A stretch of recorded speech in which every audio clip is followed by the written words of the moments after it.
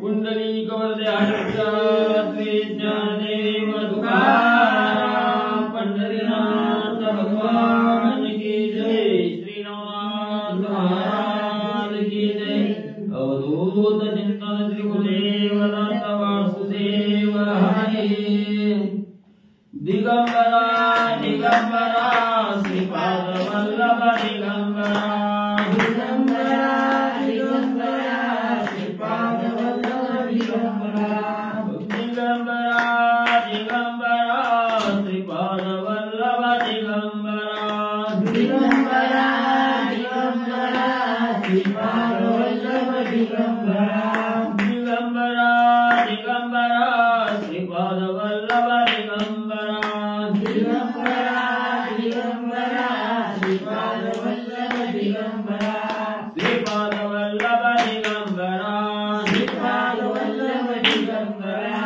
श्रीपाद वल्लभ दिगंबरा श्रीपाद वल्लभ दिगंबरा दिगंबरा दिगंबरा श्रीपाद वल्लभ दिगंबरा दिगंबरा दिगंबरा श्रीपाद वल्लभ दिगंबरा दिगंबरा दिगंबरा श्रीपाद वल्लभ दिगंबरा दिगंबरा दिगंबरा श्रीपाद वल्लभ दिगंबरा श्रीपाद वल्लभ दिगंबरा श्रीपाद वल्लभ दिगंबरा श्रीपाद वल्लभ दिगंबरा श्रीपाद वल्लभ दिगंबरा दिगंबरा दिगंबरा श्रीपाद वल्लभ दिगंबरा दिगंबरा दिगंबरा श्रीपाद वल्लभ दिगंबरा दिगंबरा दिगंबरा श्रीपाद वल्लभ दिगंबरा दिगंबरा दिगंबरा श्रीपाद वल्लभ दिगंबरा दिगंबरा दिगंबरा श्रीपाद वल्लभ दिगंबरा दिगंबरा दिगंबरा श्रीपाद वल्लभ दिगंबरा दिगंबरा दिगंबरा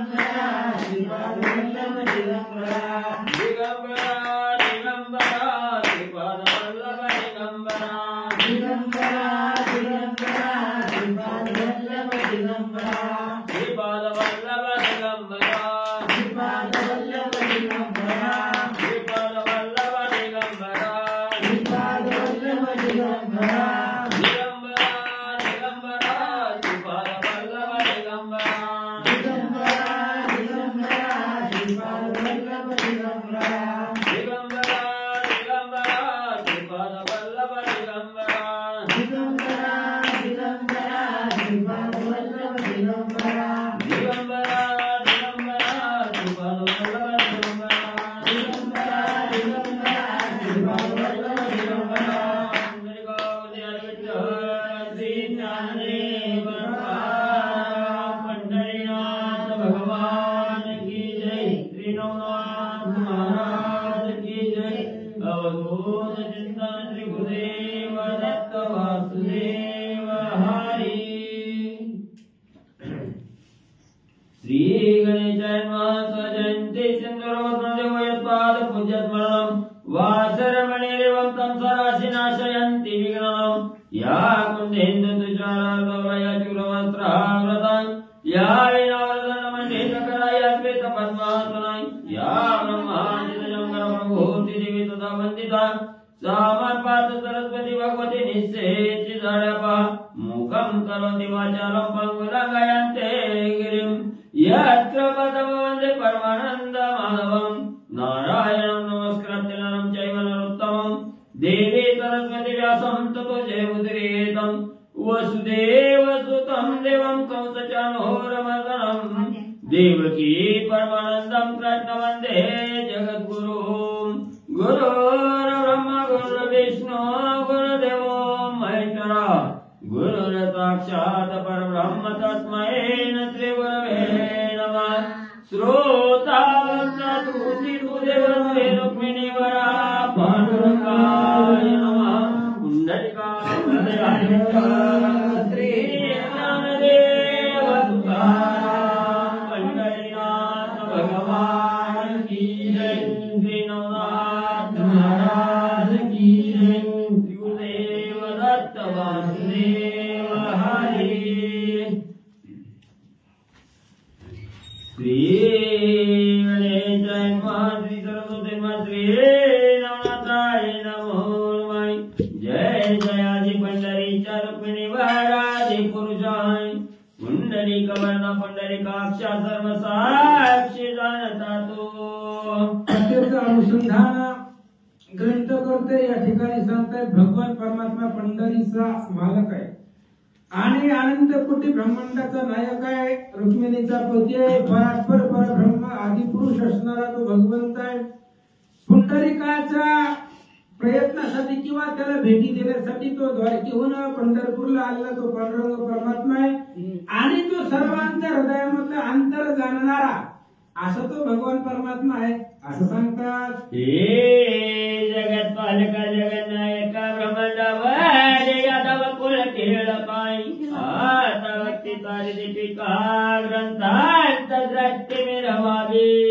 आणि अशा पद्धतीने जगाचा पालन करणारा जगन्नायक भगवान परमात्मा तू आहे आणि तुझी सत्ता या ब्रह्मांडावरती आहे। अनंत ब्रह्मांड चालवणं ही तुझ्या सत्तेखाली आहे। ब्रह्मांडावरती सत्ता चालवणारा तू भगवान परमात्मा आहे, भक्ताचा कैवारी आहे आणि या असणाऱ्या ग्रंथाची जी काय मती आहे ग्रंथ चालवण्यासाठी बुद्धिदाता तू आहे असं महाराज सांगतात। मागील अध्यायी सिद्ध साधन श्रीमचेंद्रनाथ रे गरुणोय उपरंत दिवसमदान सरस्वती हे तेने केले। आणि कथेला सुरुवात झाली पाठीमागच्या अध्यायामध्ये आपण ऐकलं मच्छिंद्रनाथांनी त्या सरस्वतीला भस्म दान दिलेलं होतं, ती भस्म सेवन करण्यासाठी प्राशन करण्यासाठी सांगितलं होतं। इथपर्यंतची कथा पाठीमागे आलेली होती। मच्छिंद्रनाथांनी भस्मची मोठी तिला स्वाधीन केली आणि तिथून तीर्थयात्रा करण्यासाठी पुढे निघाले। गेले परिदैवता तिने टाकले गोमैताय परिफार ठकले दैववंता तिहीन प्रारब्धी।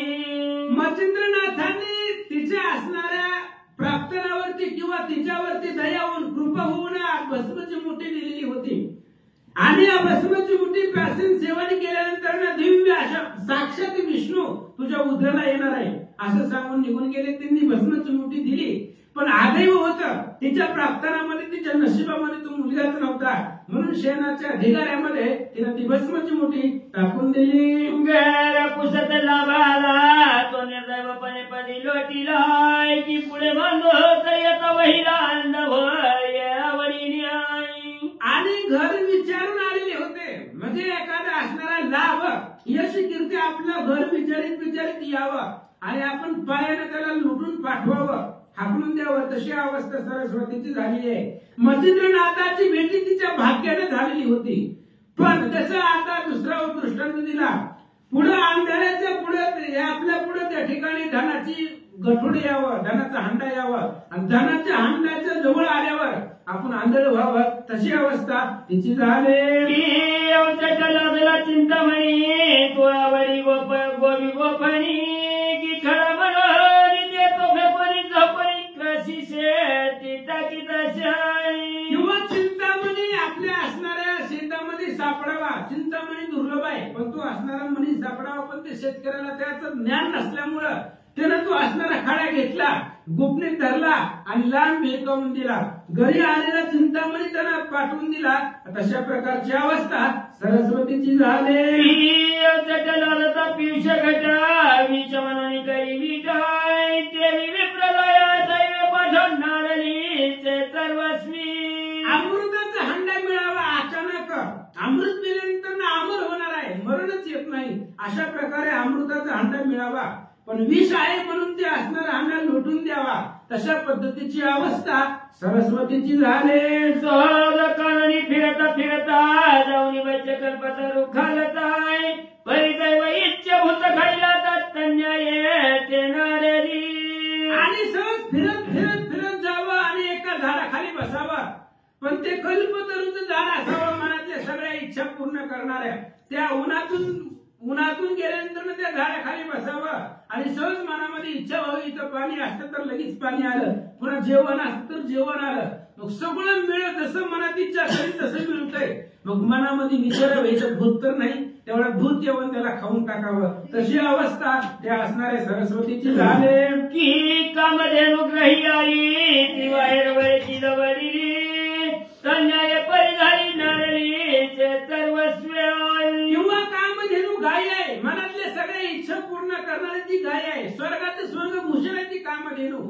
ती कामधेनू घरामध्ये यावी, पण आपण असणाऱ्या त्या कामधेनूला हातामध्ये लाकूड घेऊन तिला हाकलून द्यावं घरातनं, तशी अवस्था त्या सरस्वतीची झाली.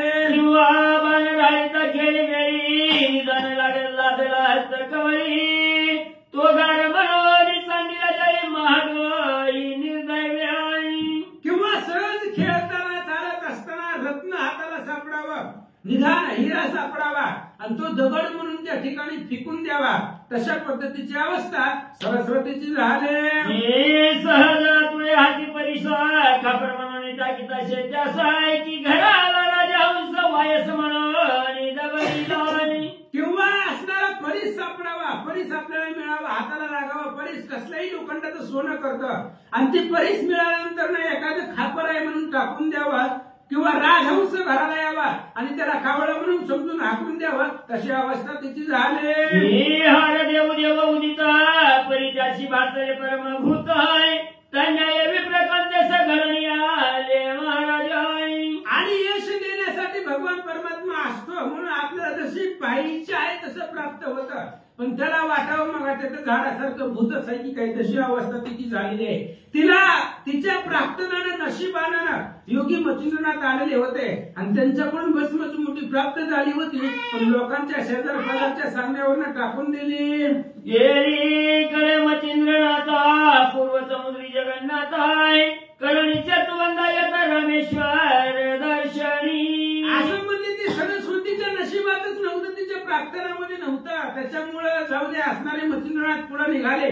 तीर्थ उद्देश आहे, तीर्थ जगावरची तीर्थ करावी ही कामना मनामध्ये आहे, म्हणून दक्षिण दिशेला दक्षिण समुद्र तिथं असणारे त्या ठिकाणी आले आणि रामेश्वराचं दर्शन घेतलं.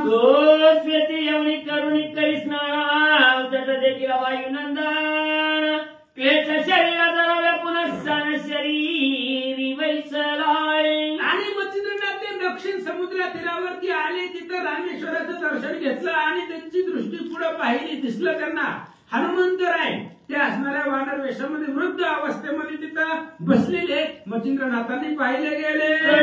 संधीत मेघवर्षाव करिता झाला तत्वभाव, दळी उग्रहणी गुहयास्तव करिता झाला मारुती. आणि मच्छिंद्रनाथांनी पाहिलं, त्यांनी असणाऱ्या आपल्या डोळ्याने दृष्टीनं पाहिलं, त्यांना असं दिसलं की हनुमंतराय तिथं बसलेले होते आणि आपल्याला बसण्यासाठी गुहा माती उकरून गुहा करत होते आणि वर्ण पाऊस पडत होता. मच्छिंद्रनाथांनी पाहिलं पावसाचा वर्षा होतोय आणि पाऊस पडत असताना आता या वेळेला गुहा उकरून त्याच्यामध्ये राहण्याचा प्रयत्न मारुती करत असताना मच्छिंद्रानं पाहिलं. वरुणी वर्षाव पर्जन्य करिता येळीकडे दंडी करिता, ते पाणी मच्छिंद्रनाथ विस्मया ते पावले. आणि मच्छिंद्रनाथांनी पाहिलं, आश्चर्य वाटलं. पाऊस वरून पडतोय, वरून पाऊस पडत असतानाही खाली हनुमंतराय उकरतायत, जमिनीमध्ये आपल्या हाताने उकरून गुहा करण्याचा प्रयत्न करतायत, वरून पावसाच्या धारा पडतायत. असं पाहिलं, त्यांच्या मनाला आश्चर्य वाटलं. बावला हरिहट कोणी बोलत, बावला परिहट कोणी बोलत, बरकटात तूर कवतोय आता करीची सदन निश्चित शरीर रक्षावयाय. मच्छिंद्रनाथांनी पाहिलं, आश्चर्य वाटलं आणि ते असणाऱ्या हनुमंताच्या जवळ गेले, त्यांना सांगितलं, माकडा अरे काय करायला, आता वर्ण पावसाचा वर्षा होतोय, पाऊस पडतोय आणि त्या पावसामध्ये तू आता गुहा करायला लागलो तुला बसण्यासाठी, असं नाथ बोलतात. पर्जन्यवरच्या विचारदार यात कधी करशी गरे गराई, जैसे तस्करी लुटी यावर दीपातेल भरीत अशाय. अरे बाबा तुला घर तयार करायचं तर ते आधी करायचं असतंय, आता पावसाच्या धारा पडतायत आणि भयानक असणारी पर्जन्याची वृष्टी आकाशातून होते आणि आता तू घर बांधायला लागला. पावसामध्ये घर कसं बांधणार आहे, तुला राहण्यासाठी अगोदरच बांधायचं असतंय. घरामध्ये चोर यावं, चोरी करून निघून जावं अंधारामध्ये आणि चोर निघून गेल्यावर पुन्हा घरामध्ये दिवा प्रकाश करायचा, तशी अवस्था तुझी झाली. बाईला गेली या झोपा केला त्याचा न्याय गणनीय, ही स्वतंत्राचे पावक लागेला खूप खरी वीज भावयाय. अरे बाबा तशी अवस्था तुझी झालेली आहे. झोपाळा केला आणि झोपाळा केल्यानंतर घरामध्ये कुणीच नाही, असताना केलं नाही त्यांना बसण्यासाठी आणि निघून गेल्यानंतर ना पुन्हा त्यांना बसायला झोपा केला पाळणा केला तशी अवस्था तुझी झालेली आहे असं सांगतात चित्त होय अमर स्तोत्र ये परम पीडिता तृषार्थ खूप खानु अरे गळ्यामध्ये गळा फास काळानं काळ जवळ आल्यानंतर ना पुन्हा अमर होण्याचं स्तोत्र म्हणायला लागलं ते आधीच नियोजन करावं लागतंय पाऊस पडायच्या आधी तू असणाऱ्या घराचं नियोजन करावं लागतं आता पुढे मरण दिसायला लागलंय आणि तो अमर होण्याचं मंत्र आता मरणाच्या वेळेला म्हणायला लागला तहान लागलेली आहे खूप आणि तहान लागल्यानंतर पुन्हा वीर खांदावी तशी अवस्था तुझी झाली पेटला जटला नळकामध्ये इच्छिती फळून मेघ वसरल्या विजय महिला अरे बाबा अंतःकरणामध्ये त्या ठिकाणी जठरानावर अग्नी जी काय हृदयामध्ये भूक आहे ती असणारी हृदय अंतःकरणामध्ये पेटवून पुन्हा कामधनु पासून ते असणारी भूक भावनेसाठी तिच्यापासून कामण्याची इच्छा करायची तशा पद्धतीने तुझी अवस्था झाली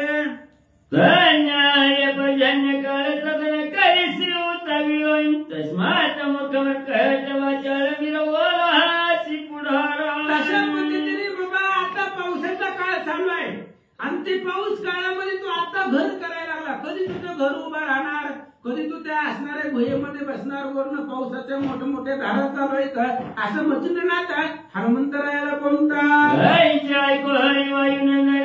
चतुर आहे सकोण जाती पूर्ण मच्छिंद्र आयुष्यवाद म्हणती मच्छिंद्रनाथाचं बोलणं ऐकलं हनुमंताला सुद्धा आश्चर्य वाटलं हनुमंताने विचारलं महाराज हुशार दिसायला लागला कोण आहे तुम्ही त्यांनी सांगितलं योगी जती म्हणतात मला जती आणि या पृथ्वी तलावरती मी योगी आहे जती आहे आणि या देहाला मच्छिंद्रनाथ म्हणतात मच्छिंद्र असं नाव आहे मच्छिंद्रनाथ बोलतात म्हणे तू ते जती कोणी आधी लोक म्हणती प्रताप शक्ती आहे मनोहरी हनुमंतरायनं ऐकलं मी जती आहे योगी आहे सामर्थ्यवंत आहे त्यावेळेस हनुमंताने ऐकलं आणि बोलायला सुरुवात केलं महाराज तुम्हाला जती नाव कुणी ठेवलं योगी जती तुम्हाला जगामध्ये कोण म्हणतंय त्यांनी सांगितलं म्हणायची काय गरज आहे सामर्थ्य आहे अंगामध्ये प्रताप शक्ती आहे आणि त्या प्रताप शक्तीच्या सामर्थ्याच्या जोरावरती मला सर्व जनांनी जती असं नाव ठेवलेलं आहे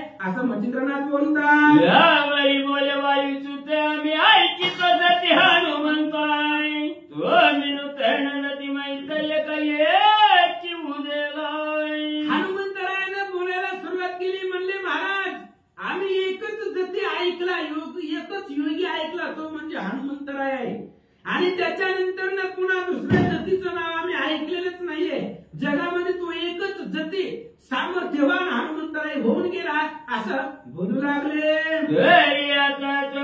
मी मारुतीच्या शेजारो भावे रावणी एक वेळे सवरल्या हे महाराज आणि त्यावेळेस हनुमंतराय बोलतात हे बघा म्हणले असं म्हणले मी पाठीमागं हनुमंतरायाच्या बरोबरीला होतो आणि हनुमंतरायाच्या सोबतीला राहून हनुमंताकडून जी काय प्रताप शक्ती आहे त्याच्यामधली थोडीशी मला प्राप्त झालेली आहे हनुमंताकडून जी काय प्रताप आहे बळ आहे ताकद आहे त्यातलं थोडस बळ मला प्राप्त झालेलं आहे असं हनुमंतरायच बोलतात कला सहस्रांशी मध्ये लादली महापरेशी ते तुझं जावितो या समयाची तया पासावाजे प्राप्त झाली हनुमंतरायाने सांगितलं मच्छिंद्रनाथांना म्हणले महाराज हनुमंताच्या सोबतीला मी होतो आणि त्याच्या सोबतीला असल्यामुळं हनुमंताकडून जी काही शक्ती आहे प्रताप आहे त्यातली 1000 पटीनं गती मला प्राप्त झालेली आहे त्यांच्या सोबतीला राहून आणि त्यांच्यापासून जी मिळालेली प्रताप शक्ती आहे सामर्थ्य आहे ती तुमच्या पुढे दाखवतो असं सांगतात त्या कळेचे निवारण करून दारी माझं कारण ना तरी जती आयचे नाम काय हनुमंतरायाने सांगितलं महाराज जती तुम्हाला म्हणतात बरोबर आहे तुमच्याकडे सामर्थ्य आहे म्हणून म्हणतात पण हनुमंतरायाच्या संगतीमध्ये राहून मला सुद्धा त्यांची शक्ती प्राप्त झालेली आहे आणि त्या शक्तीचं निवारण तुम्हाला काही कळी दाखवतो 1000 पटीनं शक्ती प्राप्त झाली त्यातली थोडीशी दाखवतो आणि त्याचं निवारण तुम्ही करून दाखवा तरच तुम्हाला जती म्हणण्याचा अधिकार आहे असं हनुमंतराय बोलतात मच्छिंद्रनाथ कोणाची कहलाती दावी निवारण श्री गुरुनाथ्य करिता निश्चय. आणि मच्छिंद्रनाथाने विचारले, काय तुमच्याकडे प्रताप आहे, काय तुमच्याकडे शक्ती आहे, काय तुम्ही आता प्रताप दाखवणार आहे, काही दाखवा, कुठलीही कळी दाखवा, कसंही दाखवा, ते मी माझ्या गुरुच्या सामर्थ्यावरती किंवा गुरुच्या प्रभावानं, गुरुच्या कृपा असताना ते सगळं निवारण करेल असं मच्छिंद्रनाथ बोलतात. जय श्री रामचंद्राच्या पाय मारो तीव्रच्या वरणी निवारण निवारण पर्वत टाकी उचलोनी. जय श्री रामचंद्राच्या पाय मारो तीव्रच्या वरणी नाना पर्वत टाकी उचलोनी राम शरीरा योजनिया. आणि मच्छिंद्रनाथ बोलतायत, पाठीमाग राम अवतारामध्ये आम्ही असं ऐकलंय, किष्किंधाकांडाच्या पहिल्या अध्यायामध्ये असं सांगितलंय, रामचंद्र आणि लक्ष्मण एका झाडाखाली बसलेले होते आणि हनुमंतराय तिथे गेले होते आणि मोठमोठाले पर्वत, 5-5 पर्वत एकदाच रामाच्या अंगावरती टाकले होते.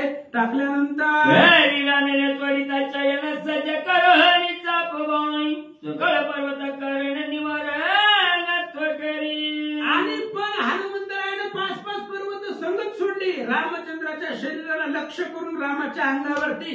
पण रामचंद्राने एकही पर्वत आपल्या अंगाकडे न येता, स्वतःही झोपेतून न उठता, लक्ष्मणालाही न उठू देता झोपलेल्या ठिकाणावरूनच बाण सोडला आणि त्या 5ही पर्वताचं निवारण केलं. तशा पद्धतीने श्री गुरुराज सगळे आरती पुरवी सकळ ब्रह्मांडाचे वजन घागरित्व धरिलं. आणि त्या पद्धतीने जसं पाठीमाग प्रभू श्रीरामचंद्रांनी हनुमंताच्या पर्वताचं निवारण केलं, त्या पद्धतीने मी माझ्या गुरुच्या सामर्थ्यावरती तुमची काय आता कळी दाखवणार आहे किंवा तो काय प्रताप दाखवणार आहे त्याच्यावरती मी निवारण करेल. अरे माझ्या गुरुमध्ये संपूर्ण ब्रह्मांड उचलून धरण्याचं सामर्थ्य आहे असं मच्छिंद्रनाथ बोलतात.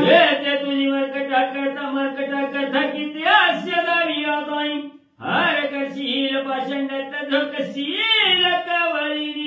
मच्छिंद्रनाथाने सांगितलं, बाबा संपूर्ण ब्रह्मांडाचं ओझं धारण करण्याचं सामर्थ्य माझ्या अंगामध्ये गुरुच्या प्रभावानं आहे, त्यांच्या सामर्थ्यानं ते प्राप्त आहे. आणि तुझे असणारा तू माकड आहे, झाडाचा पाला खाणारा, काय तुझ्यामध्ये सामर्थ्य आहे असं मच्छिंद्रनाथ बोलतात. का करीशी आता उशी तरी आता का करीची उशीर मरकटा गालीच्या म्हणतो नाही ऐकता वायू कुमार पूर्ण चित्तशोभलाई. आणि मग मच्छिंद्रनाथाने विचारलं, का टाइमपास करायला लागलाय, तुझ्याकडे काय असणारे प्रताप शक्ती आहे, सामर्थ्याची दाखव, काय तू कधी दाखवणार आहे, माझ्या पुढे दाखव म्हणले, उशीर का लावायला लागला असं मच्छिंद्रनाथ बोलल्यानंतर हनुमंतरायाला राग आला आणि रागाच्या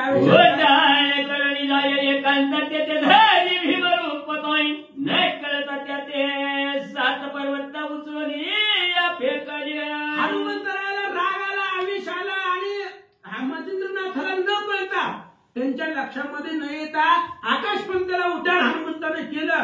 आकाशामध्ये गेल्यानंतर तिथं महाकाय भीमरूप धारण केलं, भव्य दिव्य मेरू मंदारा पर्वतासारखं रूप धारण केलं. 7 पर्वत एकदाच उचलले. ढगाचं मन पर्वत एकदाच पंथी गावाई मच्छिंद्रनाथ पावन स्थिर स्थिर म्हणत. आणि आकाशामधून 7 पर्वत सहित हनुमंताला येत होते. मच्छिंद्रनाथाने पाहिलं, आकाशातून 7 पर्वत सहित हनुमंतराला येताना पाहिल्याबरोबर मच्छिंद्रनाथाने आपल्या झोळीमधून भस्माची मुठी काढली आणि वात प्रेरक मंत्र त्याच्यावरती म्हटला. वात प्रेरक मंत्राच्या वाटेचा कोणतरी पर्वती तो यारीकडे अनेक मारुती दुसरा पर्वत फेकीत. हनुमंतानं पर्वत डोक्यावरती घेतला आणि मच्छिंद्रनाथावरती सोडावा या आवेशानं आकाशामधून येत होते.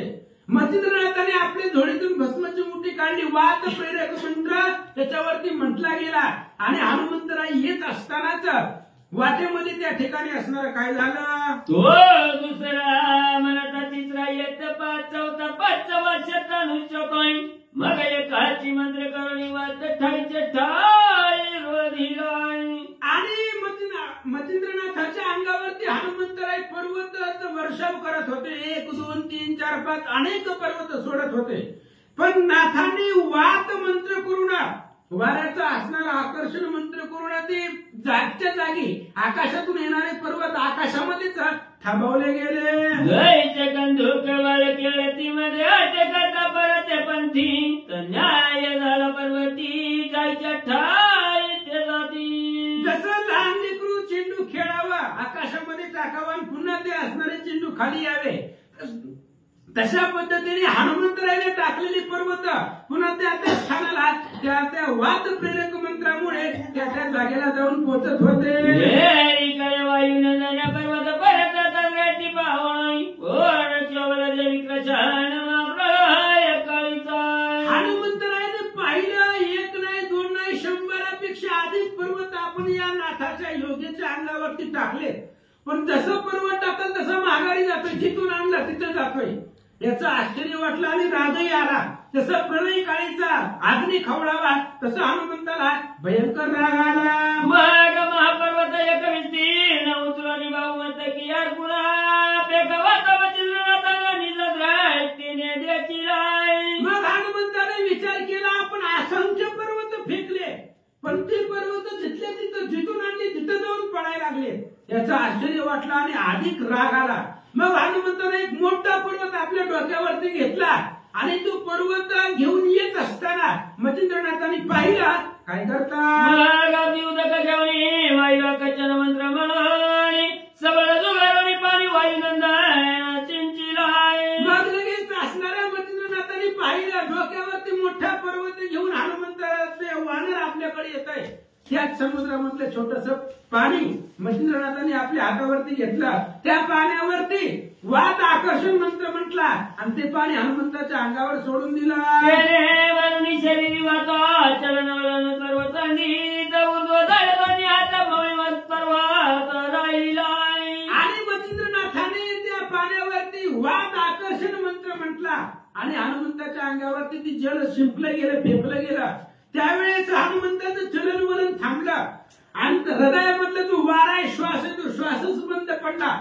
त्याच्यामुळे तशा अवस्थेमध्ये हनुमंतराय आलेले होते त्याच अवस्थेमध्ये तसेच स्थिर राहिले. मार्गाची तंबावरी रचिली नदी द्वारकापुरी देवी मारुती शिरावरी पर्वतात निर्मिताशाय. मग जसं पाठीमाग भगवान श्रीकृष्णाने समुद्रामध्ये खांबावरती द्वारका निर्माण केली रचली गेलेले नगर तशा पद्धतीने हनुमंताच्या डोक्यावरती तो पर्वत तसाच होता. कारण वायू आकर्षण मंत्र टाकल्यामुळं चलनवलन थांबलं गेलं आणि तसाच पर्वत हनुमंतराय डोक्यावरती घेऊन उभा राहिले.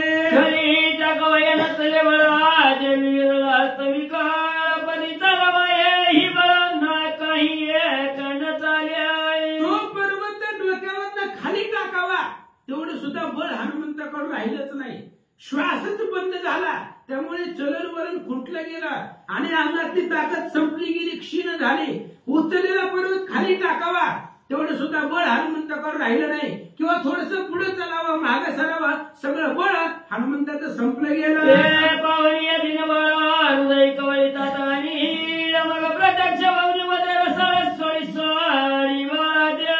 आणि मग वायुदेवतेनं पाहिलं गेलं. वायुदेवतेनं हनुमंताची अवस्था पाहिली. शेवटी तो पप्पा आहे वडील होते हनुमंतरायाचे आणि आपल्या बाळाची अशी अवस्था पाहिल्यामुळं हृदयामध्ये वायुदेवता कळवळले गेले पुत्रस्नेहानं आणि पुत्रस्नेहानं कळवळल्यामुळं मच्छिंद्रनाथा पुढे वायू महाराज आले. मच्छिंद्रनाथ पुन्हा प्रेरीला मंत्र वाता मग मावळीचा उतरणी पर्वत ठाईच्या ठाई ठेवीत अशा. वायुदेवतेनं मच्छिंद्रनाथांना सांगितलं महाराज जाऊ द्या म्हणली लेकरू आहे सोडून. मच्छिंद्रनाथांनी सांगितलं ठीक आहे जसं तुम्ही म्हणता तसं. पण वात प्रेरक मंत्र सोडला आणि वात प्रेरक मंत्रामुळं हनुमंताच्या अंगामध्ये वायू श्वास निर्माण झाला आणि अंगामध्ये बळ आलं. पुन्हा पर्वत खाली ठेवला. माग चलन वलन वात शक्ती संगीत झाली जयस्थिती मग कवी आता प्रति धन्य धान्य मनत दर्शन. वात प्रेरक मंत्र मच्छिंद्रनाथांनी सोडल्याबरोबर अंगामध्ये बळ आलं श्वास सुरू झाला. चलनवलनाची गती हनुमंतरायाला प्राप्त झाली. मग पर्वत टाकून दिला आणि मच्छिंद्रनाथाच्या जवळ आले आणि मच्छिंद्रनाथाचं वर्णन हनुमंतराय करतात. यावरी मरत धाने मारुती तुझे नतले बळा तुझं बदाची निर्मळ भांगणी केले सिद्धान्य. आणि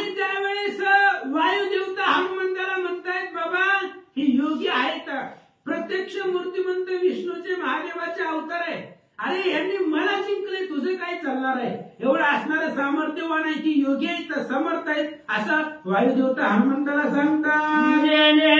तुझी या बापा बांधिले त्याची तुझे भय काय आले, त्याचे आचरण तसे झाले भक्ती शक्ती अघटित. वायुदेवतेनं हनुमंताला सांगितलं, बाबा ज्याला तुझ्या बापाला बांधलंय तिथं तुझं काय सामर्थ्य चालणार आहे. वायू मी तुझा वडील आहे, मला यांनी ताब्यामध्ये ठेवलेला आहे, यांनी मला जिंकलेला आहे, बांधून टाकलेला आहे. आणि त्यांची भक्ती शक्तीच्या प्रतापाने त्यांना ते सामर्थ्य प्राप्त झालेलं आहे. भक्ती त्यांची तशीच आहे आणि सामर्थ्यही तसंच आहे, त्याच्यामुळे अष्टमहासिद्धी सगळे यांना प्राप्त झालेलं आहे असं वायुदेवता हनुमंताला सांगतात. मनाची चित्ताची मंत्र स्थिती अघटित शब्द मुक्ती, तरी माझी भक्ती गुरुची शक्ती ईश्वरी वाचा म्हणत होतोय. अरे बाबा तुझ्या मनामध्ये विचार येईल, हे असणारा योगी आहे, सिद्ध आहे, याला एवढं सामर्थ्य बळ प्राप्त कसं झालं, तर ही असणारे यांच्या गुरु भक्तीनं श्रेष्ठ आहे. यांनी गुरुची भक्ती केलेली आहे आणि त्याच्यामुळे सामर्थ्य प्रताप यांना सर्व प्राप्त झालेलं आहे असं वायुदेवता सांगतात. हे तुझ्या पाच शक्ती क्रियावंताची सगळं देवता होती दाशी, आईची आई पर्यांजली सुताची परमान हल्ल मिरवलाय. आणि वायुदेवता सांगतायत, बाबा यांच्याकडे भक्ती आहे आणि भक्तीच्या बळावरती भावाच्या बळावरती सगळे सिद्धी दासी होता आणि देवदेवतांना जिंकण्याचं सामर्थ्य यांना प्राप्त झालेलं आहे असं वायुदेवतेचं बोलणं ऐकलं हनुमंताला आनंद वाटला. या उपरांती ही गमचिंद्र मारुती यांच्या चरणी रागपणी म्हणे यथोनी तुमच्या केवची समज वरती असोका. आणि मग याच्यानंतर मच्छिंद्रनाथाने त्या दोघांचा संवाद ऐकला गेला. मारुत आणि मारुती, वारा आणि हनुमंतराय यांच्या जवळ मच्छिंद्रनाथ आले आणि सांगितलं आता यांच्या बरोबर सख्य करणं हेच योग्य आहे असा विचार करतात.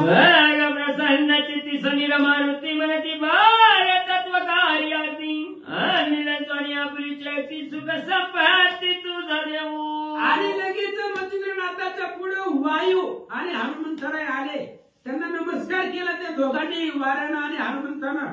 आणि त्या दोघांनी मच्छिंद्रनाथाला सांगितलं, महाराज तुमच्या कार्यासाठी आम्ही जीवित सुद्धा अर्पण केलेलं आहे, तुमच्या कार्यासाठी जीव जरी गेला तरी तुमचं कार्य करू असं दोघजण बोलतात. जय दानवांच्या काजा कवी महाराज भूषणवरते बोलाय ते तत्वकार्य हस्त भोजाच्या कथ्या पुरी वेंचू आम्ही. आणि जसं दानवांच्या कार्यासाठी सगळं असणारं त्या ठिकाणी प्राप्त करून दिलं, तशा पद्धतीने तुमच्या कार्यासाठी तुमची जर कार्य करण्याची वेळ आली, तिथं जर आम्हाला देह जरी वेचायची वेळ आली तरी सुद्धा वेचू, पण तुमचं कार्य परिपूर्ण करू असं वायू आणि हनुमंतराय नाथांना बोलतात. हे सागरी टिटवी अंड्या करीता गरुड शक्ती झाला वेंची बाई, हे महाराजा तत्वकार्य हातात शक्ती आपुली वेंचुकी. किंवा अरे पाठीमाग अशी कथा घडलेली टिटवी आहे आणि त्या टिटवीची पिल्ल,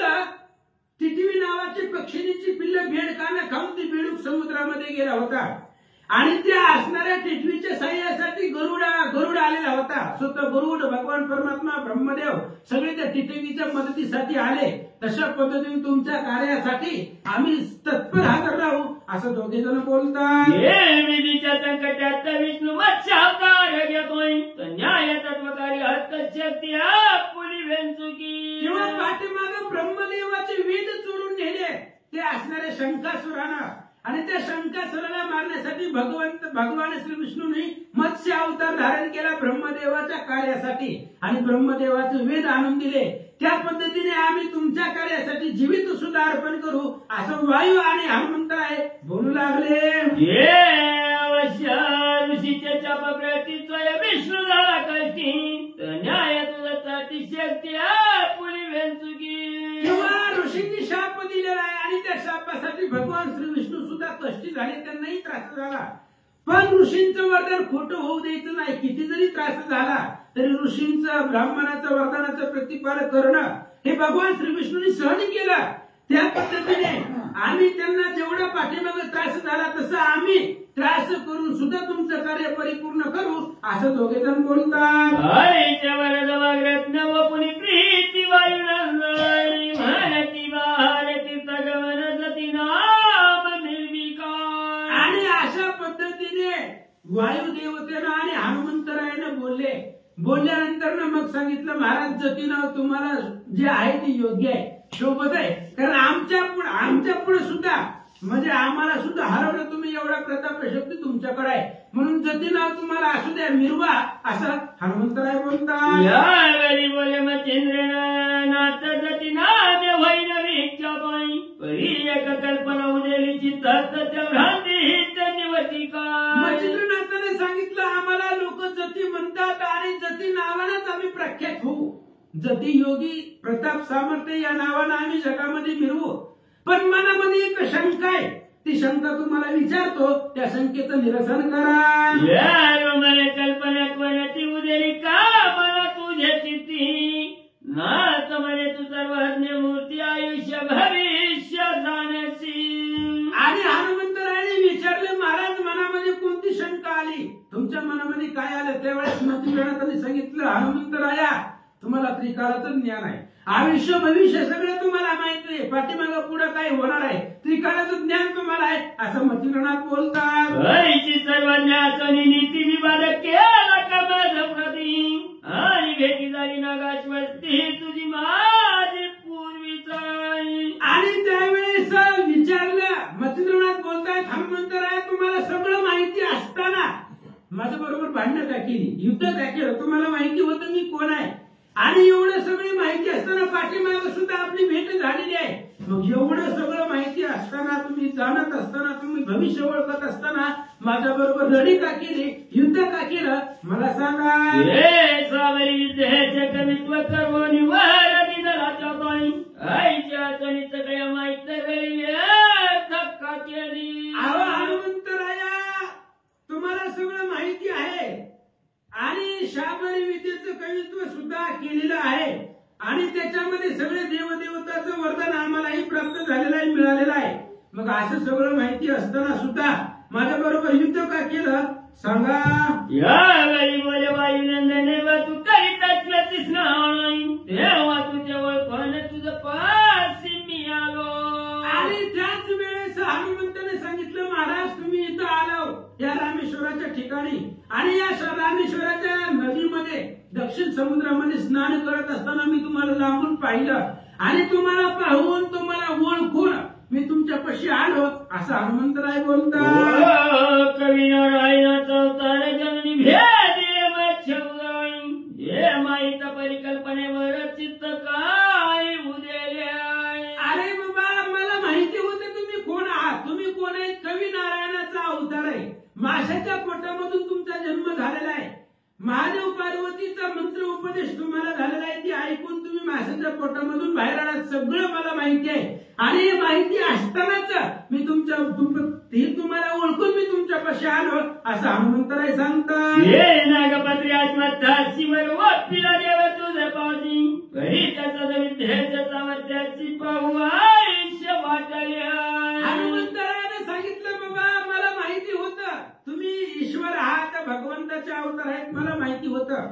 पण पाठीमागच्या अध्यायामध्ये तुम्हाला सगळ्या देव लोकांना वरदान दिलेलं आहे, तुम्हाला एवढी विद्या प्राप्त झालेली आहे. मग त्या विद्येचं काय तुमच्याकडे सामर्थ्य आहे थोडस माझ्या मनाला पाहू वाटलं की तुमच्याकडे बळ किती आहे, म्हणून तुमच्या बरोबर युद्ध केलं, असं हनुमंतराय बोलतात. पुढे कार्य आणि कौतुक म्हणून शोधिला. हनुमंतांनी सांगितलं महाराज युद्ध करण्याचे दोन गोष्टी आहेत. पहिली गोष्ट म्हणजे तुमच्याकडे बळ किती आहे, देवदेवतांचं वरदान मिळालं त्याचं सामर्थ्य किती हेही पाहायचं होतं. आणि माझं एक काम आहे तुमच्याकडे आणि त्या कामामध्ये तुम्ही टिकताल का नाही ते पाहण्यासाठी तुमच्याकडे किती बळ आहे याचा शोध मी युद्ध करून घेतला. गरीबात थोडी गमने श्रीराज्याशी करावे माझं लक्षण देते नातळे पुरुष प्रवेश पूर्ण परत्र भुवनी थोपावे. आणि एक काम आहे मच्छिंद्रनाथा, तुमच्याकडे एक काम आहे, तुम्ही आता काय करायचं स्त्री राज्यामध्ये जावा. स्त्री राज्यामध्ये माझ्या व्यतिरिक्त दुसरा कुठलाच पुरुष त्या राज्यामध्ये जात नाही.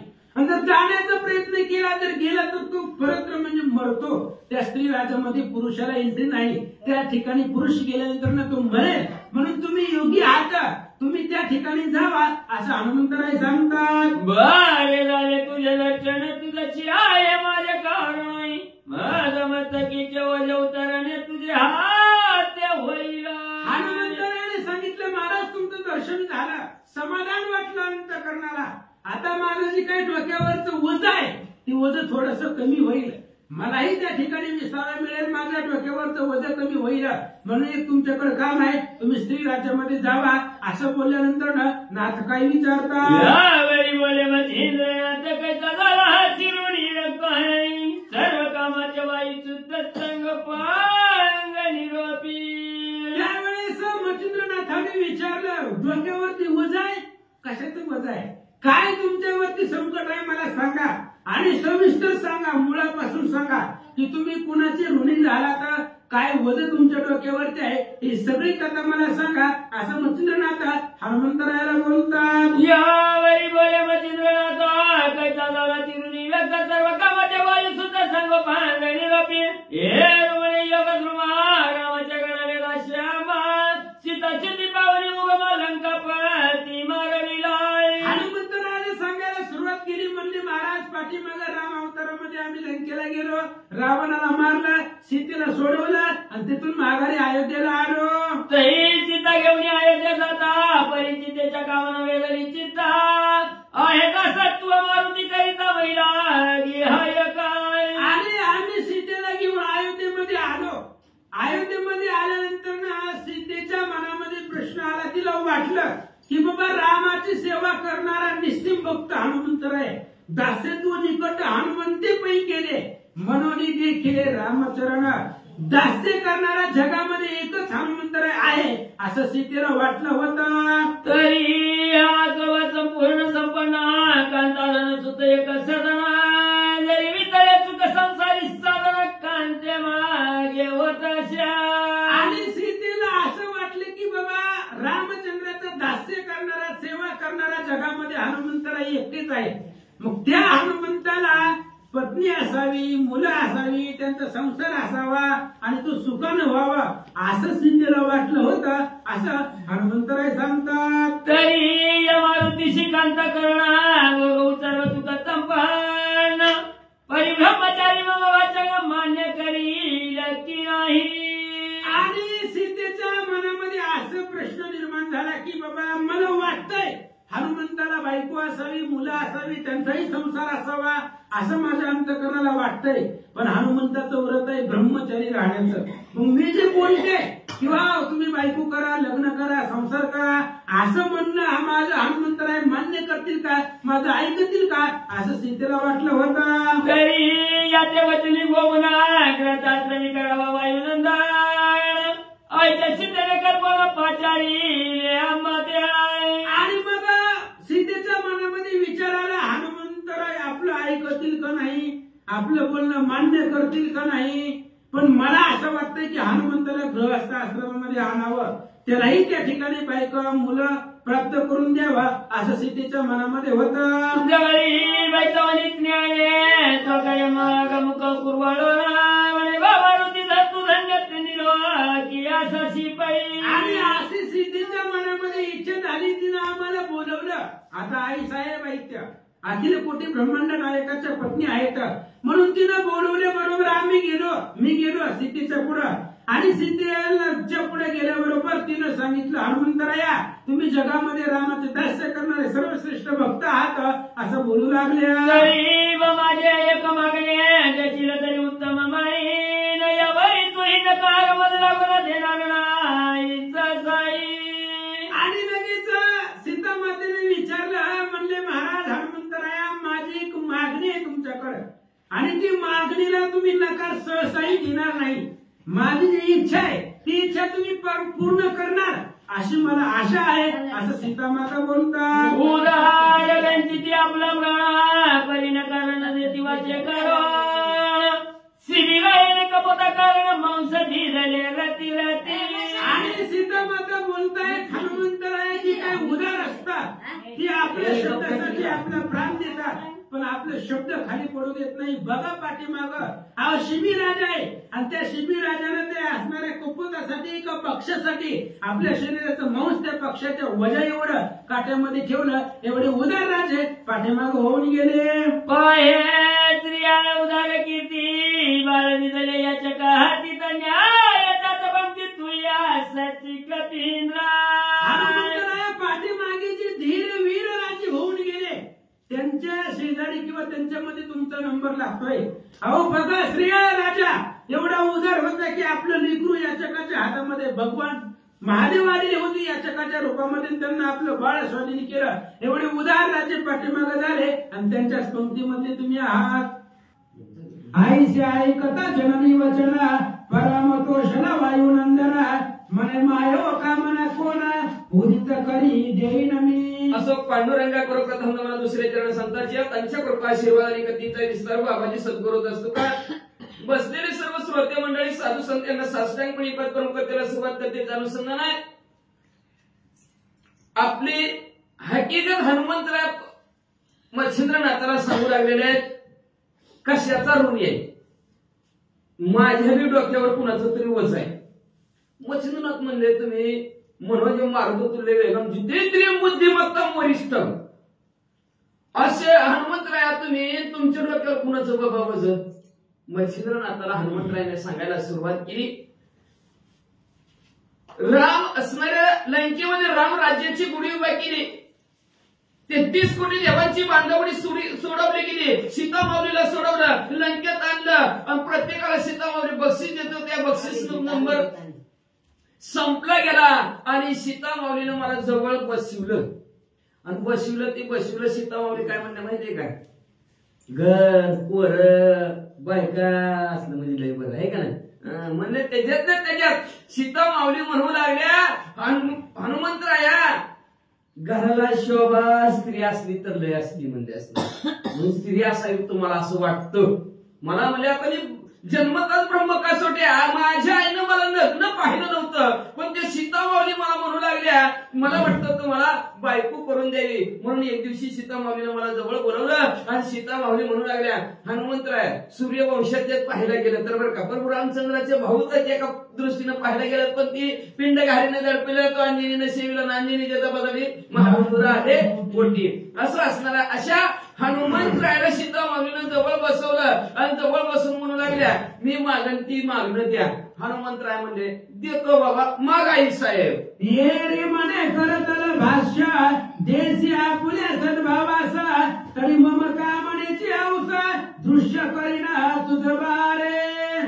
सीतामाऊली हनुमंतराय म्हणले आई साहेब काय मागायचं ती मागा. सीतामाऊली म्हणलं तसं नाही शपथ घेऊन होय म्हण. शपथ घेऊन जर होय म्हणलं तरच माझं मागणं मागते असं सीतामाऊली हनुमंतरायला म्हणल्या बरोबर लगेचच असणार काय बोलायला तयार झाले ऐका. माग करी कर वो कोणी शेवटी म्हणे मागायला ते कामना होती ते मी देईन चित्त संतुष्टी मिरविना जननी असू द्या म्हणले. शपथ घेऊन द्या म्हणले हातात हात दिला. शपथपूर्वक हनुमंतराय म्हणले सीतामाऊली तुम्ही जी काय मागचाल ती म्हणजे मी द्यायला तयार आहे.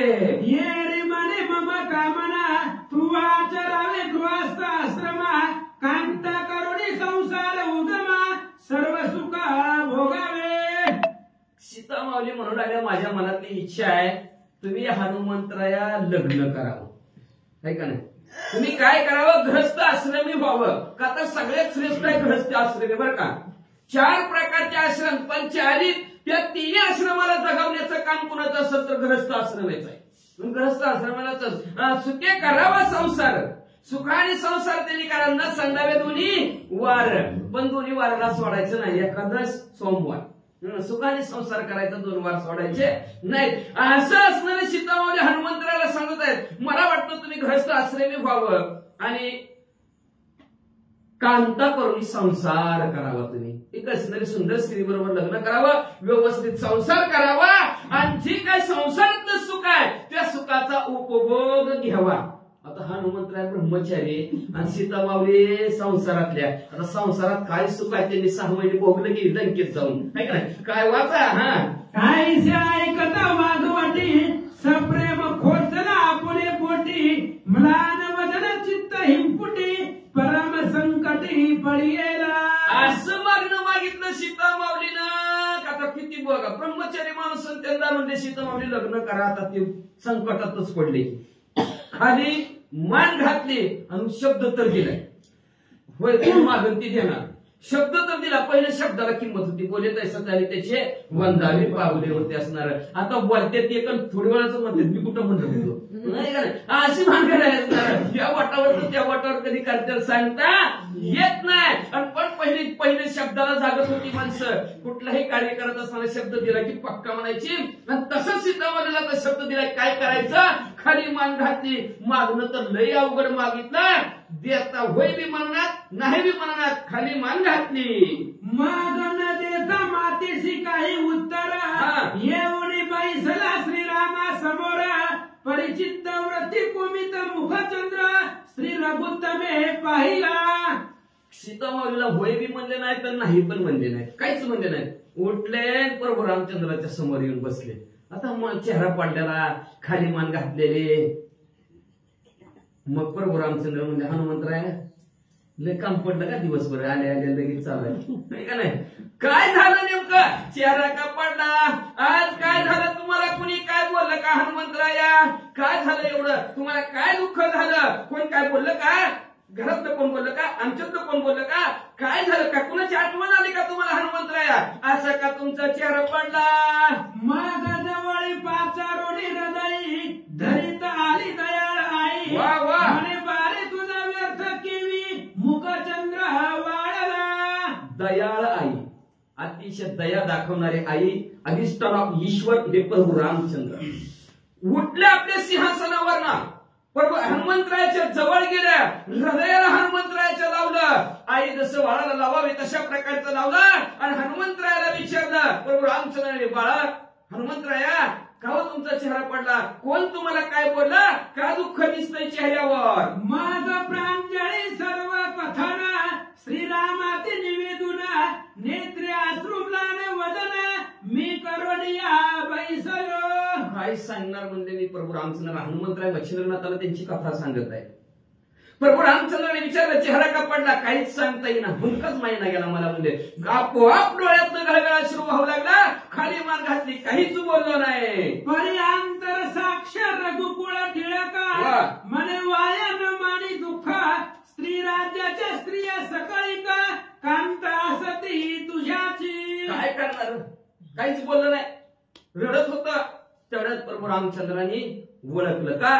स्वर्गी चालूच आहे की समुद्र पलीकडचे देखील मुंगीचेही अंतर जाणे. मुंगीपासून ब्रह्मदेवाच्या मनामध्ये अंतःकरणात काय चाललंय ते सगळं प्रभू रामचंद्राला कळते. आपल्याला असं ती मांजर दूध पेते ती मग ते तुला कोण बघत नाही. पण ती हृदयात असणारा आत्मारूपी प्रभू रामचंद्र सर्वच्या सर्व बघतात. हनुमंतरायाच्या हृदयातून हनुमंतरायाला काय दुःख झालं ते प्रभू रामचंद्राला कळलं. आणि कळल्याबरोबर प्रभू रामचंद्र म्हणजे हनुमंतराया काही तुम्हाला रडायची गरज नाही, दुःख करायची गरज नाही. ही जी काही स्त्री राज्य दिसलं ना पलीकडचं, त्या स्त्री राज्यातल्या सर्व स्त्रिया तुमच्याच आहेत. तरी बायाचे ऐक कथना कृत त्रेत द्वापार कली पूर्ण याच हो युगाते म्हणती निपुण चौकडी एक असही. हनुमंतरायाला सांगायला सुरुवात केली प्रभू रामचंद्रने. 4 युग आहेत. त्रेता, द्वापार, सत्य आणि कली 4 युग आहेत. 4 युगाची बेरीज केली की एक चौकडी होती. मग आता ऐका 14 चौकड्या राजा रावणाचं आयुष्य होत. एवढा वय राजा रावण त्यांनी सीता माऊलीला पडलं होतं. बघा त्या राजा रावणाचं वय. या 4 युगांची बेरीज करायची. त्याला 14 गुणायचा आणि 14 जेवढं बेरीज येईल तेवढ्या वयाचा राजा रावण, नाही का नाही. मग असं असणारा 4 युगाचं एकत्र बेरीज केली की त्याला एक चौकडी म्हणतात. तरी बाईशा चौकड्या किती 396 बोलती मिती तू ते माते चौकड्या प्रती जन्म येणे आहेच. अशा किती चौकड्या म्हणतात? 396 चौकड्या म्हणतात. आणि त्याच्या 4 चौकड्यामध्ये तर आपल्या दोघाला पृथ्वी तलावर जन्माला यायचे. मग अशीच होऊन गेली. ती उदाहरण तो वाचितलं. अंबरीश राजासाठी 10 गर्भवासूची, त्याच्या त्या 4 चौकड्यासाठी आपल्या दोघाला यायचे. 10 वेळा प्रभू रामचंद्र विष्णू परमात्मा भगवंत ह्या असणाऱ्या जसं त्यांनी ध्यान केलं तशा प्रकारे पृथ्वी तलावर अवतरी झाले. अंबरीश राजासाठी 10 गर्भवास सुशी 10 अवतार भगवंतांनी 14 ह्या 4 चौकड्यात घेऊन टाकले असतील. मी 99वा रामक्षिती, तूही 99वा मारुती, आणि लंकाधीश याच नीती 99वा असे तो. ऐका म्हणले असणार ह्या पृथ्वी तलावावर म्हणले असणारे प्रभू रामचंद्र बी 99. हनुमंतराव तुम्ही पण 99, आणि राजा रावण सुद्धा 99. तिघाचं 99. 99 अकराला डेंजर आहे. 9 आहे का नाही? 9 1 9 9 1 अधिक 1 9, लास्ट पर्यंत 9 खटतच नाही. सगळी बेरीज 9 9 9 9 ची ती. 8चं म्हणलं की 8च जाते, मध्ये आलं की वाढतंय, आणि पुन्हा शेवटी पगार संपले की 8तय. आहे का नाही? सुरुवातच आहे 8ची 8वा. पण 9वा सुरुवातीपासून लास्ट पर्यंत 9च बेरीज, त्याच्यात वाढत बी नाही, घटत बी नाही, आणि समांतरच. अशा प्रकारचं समान असणाऱ्या आपण तिघ हे असणाऱ्या चौकड्यामध्ये आहोत. कुठल्या रूपात राजा फक्त 20 बद्दल कुणी असणार श्रीकृष्ण परमात्मा असेल तर त्यावेळेस असणार मुचकुंद नावाने येईल, किंवा म्हणजे असणारे अनेक असणार शिशुपाल वक्रदंत ही जोडील. ज्यावेळेस राजा प्रभू रामचंद्र असतील त्यावेळेस राजा रावण कुंभकर्णाच्या जोडीत येतील. त्याच्या आधी असेल मी म्हणले असणार तर हिरण्य नरसिंहाचा अवतार धरला तर हिरण्याक्ष असेल, हिरण्यकश्यप असतील. असं फक्त नावं बदलत्यात, पण आपण सुरुवात तशाला तसं 99 जागच्या जागेवर आकडा राहणारे राहचाल. यावेळी 14 चौकड्यांचे राज्य रावणा करीला ऐसे बोलती वचन, परी 14 अंकीचा आकडा मागून आखणीला विधी देतो. मग पुढे म्हणजे असणाऱ्या 14 चौकड्याचं राज्य राजा रावण करील अशा प्रकारचं शास्त्रात लिहिलेलं आहे. राजा रावणाने 14 चौकड्याचं राज्य केलंच. राजा रावण लय एवढा भला मोठा म्हणतात त्याला 1 लाख पोरं, 1.25 लाख नातू आणि 80,000 बायका झाले. काय उगत केले का? एवढं वय होतं म्हणून करत असलं असेल. नसतं आपल्यासारखं 100 वर्षाचं असतं तर काय एवढे 100 वर्ष झालेच का? 80,000 बायका, 1 लाख पोरं, 1.25 लाख नातू झालं असतं का? 14 चौकड्याचं असणारं राज्य वय होतं राजा रावणाचं, म्हणून राजा रावण तेवढा भला मोठा झाला. म्हणजे म्हणून 14 लई आकडा फेमस झाला रामायणामध्ये. 14 वर्ष वनवास प्रभू रामचंद्राला, आहे का नाही? अशा प्रकारचा 14चा आकडा 14 वर्षात असणारे लक्ष्मणजी म्हणले असणार त्यांचा सुद्धा वनवास लक्ष्मणजीचा झाला. 14 वर्ष लक्ष्मण झोपले सुद्धा नाही. असा हा 14चा आकडा प्रसिद्ध आहे म्हणतात. माग उरला वरील एकच थुरत, तितुक्या चौकड्या राज्य करीता, परी सांगावया कारण त्यात आपण मारुती येतसे. मग म्हणजे ह्याच्यात कारण सांगायचं काय तर ती उर्वरित राहिलेली जी काय चौकड्या आहेत त्या चौकड्यात आपल्याला यावं लागणार आहे. राजा रावणच्या युगात त्या 14 चौकड्या संपल्यानंतर पुढे आपल्याला असणारं दुसरं रूप धारण करायचंय. दुसऱ्या असणाऱ्या रूपामध्ये पृथ्वी तलावर यायचंय, परत कार्य करायचंय. पुन्हा राजा रावण जन्माला येणार आहे का तर त्याला सुद्धा असणारं 3 अवतार, विरोध भक्ती करून 3 अवतार संपवायचे त्याला. म्हणून तो पुढच्या चौकड्यात सुद्धा येणारच आहे आणि आपल्याला त्याच्याबरोबर काम करायचं आहे म्हणतात. माग आल्यावर स्त्री राज्यात जाणे लागे मारुती तुते, तरी बापाळी तुझी निश्चित आली आहे ती भोगी. 14 चौकड्याचं वय राजा रावणाचं संपलं की राजा रावण आपल्या हातून संपणार. आपल्या हातून संपलं की आपण अयोध्येला माघारी येणार. आणि अयोध्येत माघारी आलं 14 चौकड्याला राजा रावणाला मारूस तर तुझं 14 चौकड्या होत्या. आता तिथून पुढं तुम्हाला स्त्री राज्यात जायची वेळ येणार आहे, जावं लागणार आहे. म्हणून आता ती वेळ आलेली आहे. हनुमंतराय तुम्ही स्त्री राज्यात जावं. आई श्री म्हणता श्रीराम वहिला, मग मी त्याचे प्रश्न केला की दृढ का सुट्या आहे मजला, बेटी केवी कामरती. मग प्रभू रामचंद्र मला म्हणले आता तुमचा नंबर लागलाय म्हणजे जावा स्त्री राज्यात. हनुमंतराय म्हणले बरोबर रामचंद्र मला तुम्ही स्त्री राज्यात जावा म्हणतो. काय प्रभू रामचंद्र म्हणले मग अशी वय होऊन गेली. मला कांडातला पहिला अध्याय सांगितला आणि त्या पहिल्या अध्यायात हनुमंतराया ज्या झाडावर बसलेले होते त्या झाडावर बसलेले होते त्यांनी विचार केला खाली प्रभू रामचंद्र लक्ष्मणजींच्या पाया असणाऱ्या मांडीवर डोकं ठेवून बसलेले होते आणि प्रभू रामचंद्राने वर बघितलं तर हा असणाऱ्या लक्ष्मणजीला म्हणजे लक्ष्मणजी बघ बघ बघ बघ ती वानर आणि त्या वानराला जन्मतच ब्रह्मकासुटी आहे. आणि त्यावेळेस हनुमंतरायला आठवलं आपली आई म्हणली होती जो कोणी माझी ब्रह्मकासोटी वळकील तो तुझा गुरु. आता हनुमंतराय म्हणले ही तर बायको हुडकीत हुडकीत हिंडा लागलाय ह्याच्या मांडीवर झोपलंय आणि माझा गुरु कसा व्हायचा गुरु कसं व्हायचं म्हणून ती परीक्षा गुरुची घेण्यासाठी गुरु होतील का योग्यतेच्या का ते होण्यासाठी पर्वत फेकत होते पण रामचंद्रांना झोपता उडवून टाकले. अशा प्रकारच्या असणाऱ्या प्रभू रामचंद्रांनी सांगितलं म्हणला तुम्हीच मला ओळखीलंय जन्मतच ह्याला ब्रह्मकासोटी आहे अजून तुम्हाला प्रभू रामचंद्रांनी ध्यान करून देतो मला असणाऱ्या आमच्या आईनं मला लग्न बघितलं नाही मला जन्मतच ब्रह्मकासोटी आहे मग माझं असणारं स्त्री काम किंवा मी स्त्री बरोबर रथ कसं होईल माझा संसार कसा होईल म्हणजे सांगा तुम्ही प्रभू रामचंद्र. मग राम म्हणे ऊर्ध्वरेती आज पासोडी असे मारुती तयाचा भूतकारे श्वास संगती गरोदर होती त्या स्त्रिया. त्यावेळेस प्रभू रामचंद्राने आशीर्वाद दिला हनुमंतराय तुम्ही हिंदून पुढे म्हणजे असणारा काय होसाल ऊर्ध्वर येत होसाल म्हणजे असणार तुमचा तुम्ही होकार टाकला जय श्रीराम म्हणला आणि तुमचा श्वास बाहेर पडला आणि एखादी स्त्री जवळ आली तिच्याने तुमच्या श्वासाची जर भेट झाली तर ती स्त्री गरोदर राहील. तरी तू सकळ संशय सांडून सैन्य देशी करी गमन तुझे ब्रह्मचारी पद धडत नाही महाराज. महाराज म्हणजे असणारा हा प्रभू रामचंद्र म्हणजे तुम्ही बिंदास्त श्रीराज्यात जावा म्हणजे असणार तुमचं ब्रह्मचारी पद अजिबात त्याला डाग लागणार नाही असणार धक्काही लागणार नाही का तर देवादी देवात प्रभू रामचंद्र श्रीकृष्ण परमात्माच्या अवतारात म्हणजे नाही का 16,108 भोगरीमध्ये मी ब्रह्मचारी तसं तुम्ही सुद्धा असणारा ब्रह्मचारी राहतात असं प्रभू रामचंद्र म्हणू लागले. आईची वार्ता होता निश्चिती मग मी स्वीकारिले सैन्य देशाप्रती यावरी ती स्त्रिया नृपती मेनका नामे विराजले. असं वचन प्रभू रामचंद्राचं ऐकलं आणि मी स्त्री राज्यात गेलो तर असणारा स्त्री राज्यात हिकडून तिकडे फिरला तर स्त्री राज्यामध्ये एक असणारी राणी होती तिचं नाव मेनका.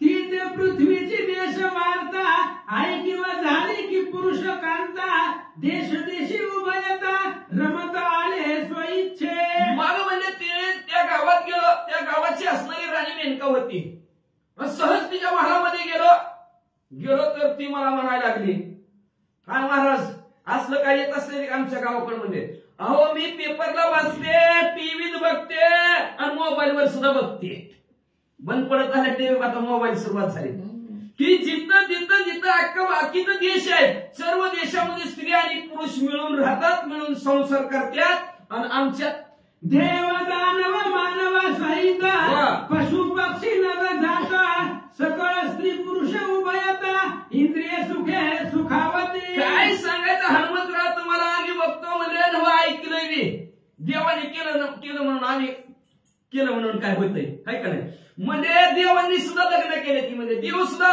स्त्री पुरुष राहतात म्हणजे असणार त्यांच्या सुद्धा नर पशु पक्षामध्ये सुद्धा नरमादी आहे पण असणाऱ्या देवांनी सुद्धा लग्न केलं ते सुद्धा असणारा जो काही विषयाचा सुखाचा उपभोग आहे ते सुद्धा असणारा पशु पक्षी देव सुद्धा घेतात म्हणजे आणि आमच्याच नशिबात कसं पुरुष नाही असं ती मेनका हनुमंतराला बोलली म्हणतात. कामरती मंथनाकार रतीसार पिती कामिक नर आईचा जाणून मनी विचार परमचित्ती क्षोभने.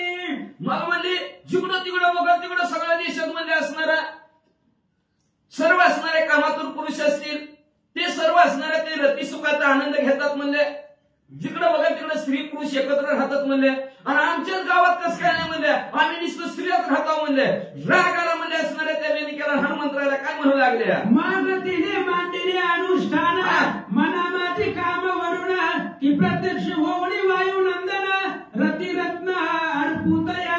मग म्हणजे तिने अनुष्ठानात बसली उपोषणात बसली राग म्हणजे असं आणि त्या उपोषणला बसल्यावर म्हणायचं जेवायचं नाही खायचं नाही प्यायचं नाही निवांत एका जागेवर बसायचं म्हणजे कसं बसणार पुढच्या वेळी आहे का बसायचं म्हणजे आणि हनुमंतराय पूर्णच असणारा विषयाचा सुखाचा उपभोग मागायचा ह्या हेतून उपोषणला बसले. आईचा काम वरुण चित्ती बैसलीसी दृढ तपा परती मांसा जोडून यज्ञ कुंडी आहुती मम नामी अर्पित. काय म्हणजे अनुष्ठानला बसली म्हणजे उपोषणला बसली. उपोषण बी कसं रातच्याला खाऊन नाही महाराज बसली. यज्ञकुंड समोर पेटवला गेला आणि त्या यज्ञकुंडात हातामध्ये असणारे चाकू घालतात. चाकू आणि चाकून आपला अंग काढायची, थोडं तवका करायची. ओम हनुमंतराया नमो, मला हनुमंतराय मिळाले असे काढायची चाकून आणि त्या यज्ञामध्ये स्वतःच मांस टाकायची आणि म्हणायची मला हनुमंतराय मिळावे. आईसे लोटले 12 वर्ष सकोल आठिले शरीर मांस मग ती होवणी आती कृष प्रसन्न झालो मी तिथे. काय सांगायचं मच्छिंद्रनाथ तुम्हाला. तिनं तप केलं 12 वर्षे. थोडंही तिच्या अंगावर थोडंही मांस शिल्लक राहिलं नाही. सर्वचे सर्व मांस तिच्या अंगावरच असणार. काय झालं आटलं संपलं. मग कवर देव परीक्षा बघत असतो आहे का नाही. देव म्हणतो आज उठतात का उद्या उठते बघतोच म्हणजे असणार आहे का नाही. मग उठायला तयार नाही. शेवटी देवाला यावं लागतं. हनुमंतराय प्रसन्न झाले आणि प्रसन्न झाल्यानंतर म्हणजे काय झालं पुढं. परी तिथे होता माझी भेटी परी बवळी घालून मिठी म्हणे अर्थ जो उद्भवला पोटी तो सिद्ध करी महाराजा. मग लगेच ते असणारे मी म्हणजे उठा मी प्रसन्न झालं. ज्याच्या नावाने तुम्ही असणारा यज्ञ करत होता, ज्याच्या नावाने ज्याच्यासाठी तप करत होता मी तुमच्या समोर आहे. समोर आहे म्हणजे वरतीने तप बाजूला साधलं. तटकन उठली. हनुमंतरायाच्या पायावर डोकं ठेवलं आणि हनुमंतरायाला काय मागू लागल्या. मग मी विचारित झालो तिथे की कवन कामना सरिता भरिते मग सांगून अर्थ रसाते सुख समुद्र हा मिळवी. पाया पडले हात जोडून उभा राहिल्याबरोबर हनुमंतराय म्हणू लागले. मी विचारलं त्यांना काय मनात इच्छा आहे तुमची, काय इच्छा धरून एवढं भलं वाटतं उपोषण भलं वाटतं आणि असणारा अनुष्ठान तुम्ही मांडलंय. काय नाही मराठा आरक्षण, दुसरं काहीच नव्हतं. आरक्षण भेटायला पाहिजे म्हणून असणारा एवढं असणारं उपोषण मांडलेलं आहे. मग असणारा हनुमंतराय पुढे काय म्हणतात. आईसे ऐकता वचन उत्तर म्हणे महाराजा वायुकुमार तुझे स्त्रिया गर्भिणी समग्र होऊनी मिरविती महाराजा. सुरुवात केली बेनेकानी बोलायला. हनुमंतराय तुम्ही आमच्या गावाहून चलाव भूमुकर टाकला की आमच्या गावातील असणाऱ्या सर्व स्त्रिया गरोदर राहतात. खरं आहे. तरी तू सकळ आमचा प्राणेश्वर स्मरा ओपीत भूतकार तरी ते नादे रतिनार सुख पाळे सकळासी. अहो म्हणजे तुम्ही आता आमच्या गावातल्या सगळ्यांचा प्राणेश्वर झालेला आहोत. म्हणजे मालक आहोत म्हणजे तुम्ही आमच्या गावाहून गेला भूमुकर टाकला सर्व स्त्रिया गरोदर त्यांना मुलं बाळ झाले की तुम्ही त्यांचे सगळ्यांचे पप्पा आहोत. म्हणजे आता तुमच्याशिवाय आम्हाला नात कोण आहे म्हणजे असणार. आमच्या डोक्यावर तुमचाच हात आहे म्हणजे असणार. असू द्या पण म्हणजे असणार जी काही रतिसुख आहे त्या रतिसुखाचा आनंद आम्हाला काय भोगायला मिळत नाही. तरी नाद बुंद सुखासना मैथुन रती धरी कामना हे मार्ग सकळ देश कारणा स्वर्ग मृत्यू पाताळे. अहो स्वर्ग मृत्यू पाताळ तिन्ही जगतात म्हणजे असणार जे का मैथुनातलं सुख आहे ते सुखाचा उपभोग तिन्ही जगताच्या ठिकाणी लोक घेतात. पण म्हणजे हे आमच्या गावातच का नाही. तरी का कर्म आमुचीची ओखटा स्वप्ने दिसेना ऐसा पाटा तरी तू स्वामी आमुचा आलोटा ते सुख आम्हा मिरविका. काय महाराज म्हणजे आमचं काय नशीब फुट काय म्हणजे आम्हालाच काय त्या सुखाचा उपभोग घेता येत नाही. काय मिळाला नाही म्हणजे आम्हाला. काय केलं आम्ही म्हणजे असणार. काय मागच्या जन्मी केलं ह्या जन्मात काय आम्ही केलं म्हणजे असणार सांगा म्हणजे महाराज म्हणजे आम्हाला. पण असू दे हनुमंतराय तुम्ही प्रसन्न झाला काय नाही करा पण तुम्ही आम्हाला त्या रती सुखाचा उपभोग किंवा आनंद याच म्हणले. आईसे बदत स्त्रिया भूषणी मग मी बोलिलो तिये लागोणी की ऊर्ध्वरेचा जन्म होणी दृढ कासोटी विराजिलो. अशा प्रकारचं तिनं मागणं मागितलं मला की तुम्हीच आमचं असणारं मालक आहोत. मालक व्हा आणि रती सुखाचा जो काय आनंद आहे तो आम्हाला मिळू द्या, सुख आम्हाला घेऊ दे. म्हणजे बरोबर काय सांगायचं मच्छिंद्रनाथ तुम्हाला. मी आता असणाऱ्या त्या बँकेला सांगितलं काय सांगा म्हणजे ज्याला मागायचं नसतं त्यालाच मागायला लागले म्हणजे असणार. योग्य मागणी पाहिजे म्हणजे तुझी मागणी चुकली म्हणजे उचित मागणी नाही अनुचित मागणी म्हणजे असणार आहे का नाही. पगार झाली साडी आण म्हणावं ती उचित मागणं आहे. साडी विधवा म्हणलं तर अनुचित मागणं आहे का नाही. तसं अनुचित मागणं आहे बाबा तुझं योग्य मागणं नाही असणार का तुझं. का तर मी जन्मताच मला ब्रह्म कासोटी आहे माझ्याच्याने ती सुख तुला देणं होत नाही. जेथे उदय झालो जठरे अंजनी ते उदर दृढ कौंपिनी माते प्राप्त शुभाननी कनक कासोटी इतिहास. कनक सोन्याचीच कासोटी म्हणजे असणार गर्भातनच आहे. जन्माला आलो पाहायला दिलं नाही मला असणाऱ्या नगर अवस्थेमध्ये, अशी मला जन्मतच ब्रह्म कासोटी आहे. तस्मात दृढ इंद्रिय संपत्ती ढाळ लागले भांडार ग्रंथी, तेरे इंद्रिय व्यवहार शक्ती जगा माझी मिरवे. अति दृढ अशी कासोटी इंद्रियाच्या ठिकाणी आहे, त्याच्यामुळे इंद्रिय कामच करत नाहीत ना. बरं इंद्रियाने जर काम केलं तर ते सुखाचा उपभोग घेता येईल म्हणजे असणार, पण ते इंद्रियामध्ये ताकदच नाही, शक्तीच नाही, तर पुढचा सुखाचा उपभोग कसा घेणार म्हणजे घेऊ शकत नाही का, तर त्या इंद्रियामध्ये ताकद राहिलेली नाही. मनोनी काम ऊर्ध्व गमन श्वासोक्त रती काम ध्रुम, तुम्हा स्त्रियांचा रती आश्रम शांततेने पावत. म्हणजे प्रभू रामचंद्राच्या कृपा आशीर्वादाने मी भूकात टाकला की श्वासोश्वास तुमचा आणि आमचा एक झाल्यानंतर रती सुखाचा आनंद तुम्हाला त्या प्रभू रामचंद्राच्या कृपा आशीर्वादाने मिळतो, असं मी त्या मेनिकेला सांगितलं. तरी तो तपाच्या श्रम ध्वजा मचिंद्र नगरी विराजू ओजा, ती चित्त दैवत रती काजा काम भक्ती तुष्टेला.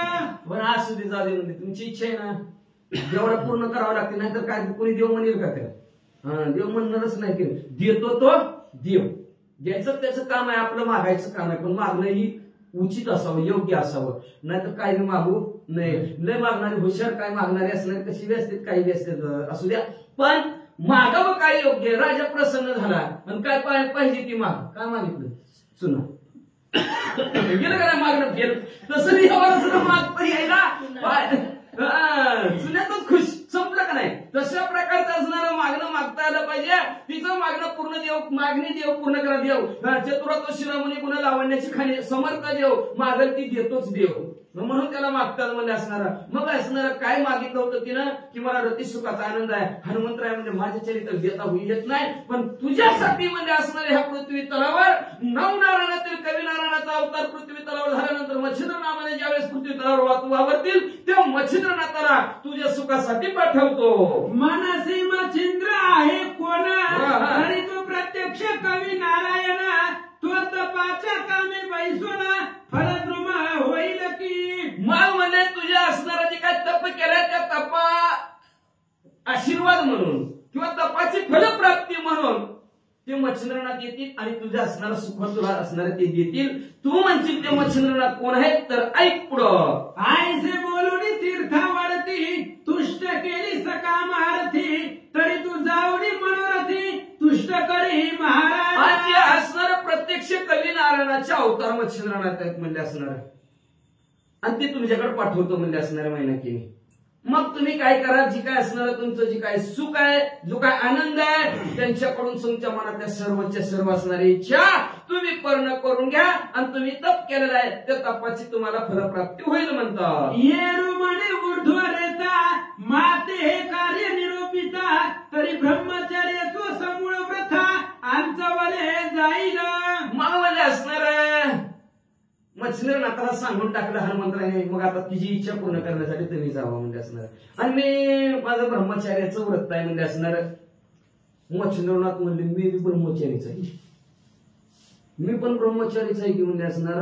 आणि मी जर मला तुम्ही स्त्री राज्यात जावं म्हणत्यात, आणि मी जर स्त्री राज्यात गेलो तर त्या ब्रह्मचार्याला डाग लागेल की लोक मला नाव ठेवतील.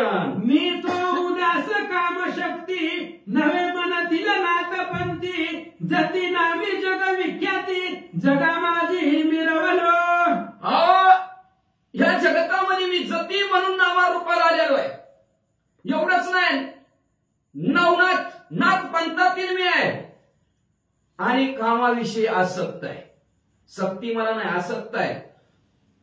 तरी जर मी जर स्त्री राज्यात गेलो तर लोक मला काय म्हणते रे, कुणाच्या तोंडाला काय हात लावता येतं का महाराज? तरी आईशी कुकर्म राहती माते घडून येता जेठी, मग वाघ देवता निंदा देवती येऊनी जगी मिरवेल. काय सांगायचं महाराज हनुमंतराय, माझ्याच्याने हे असलं वाईट काम घडणार नाही बाबा, अजिबात जाणार नाही. मला नको बाबा. काय लोक माझी निंदा करते, काय लोक माझी असणारा नाव मला ठेवते म्हणजे, काय लोकांच्या तोंडाला हात लावता येते का बाबा म्हणजे असणार. 2 तोली मांडूळ म्हणते बरं झालं गेला, एक म्हणते नाही जायला पाहिजे होतं. यावर अनेक सिद्ध जगी नाथपंथी आहेत योगी, तेही योग पंथी ते प्रसंगी विटाळ माझा करती. एवढंच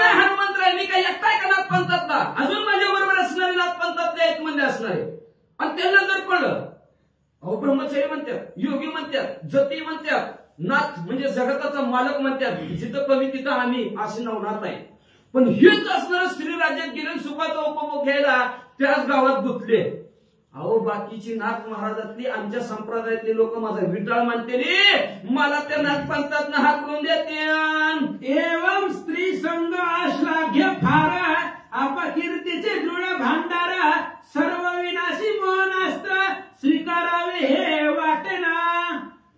सगळ्यात डेंजर आहे बाबा म्हणजे असणार, तिथं धोकाच आहे म्हणजे असणार आहे का नाही.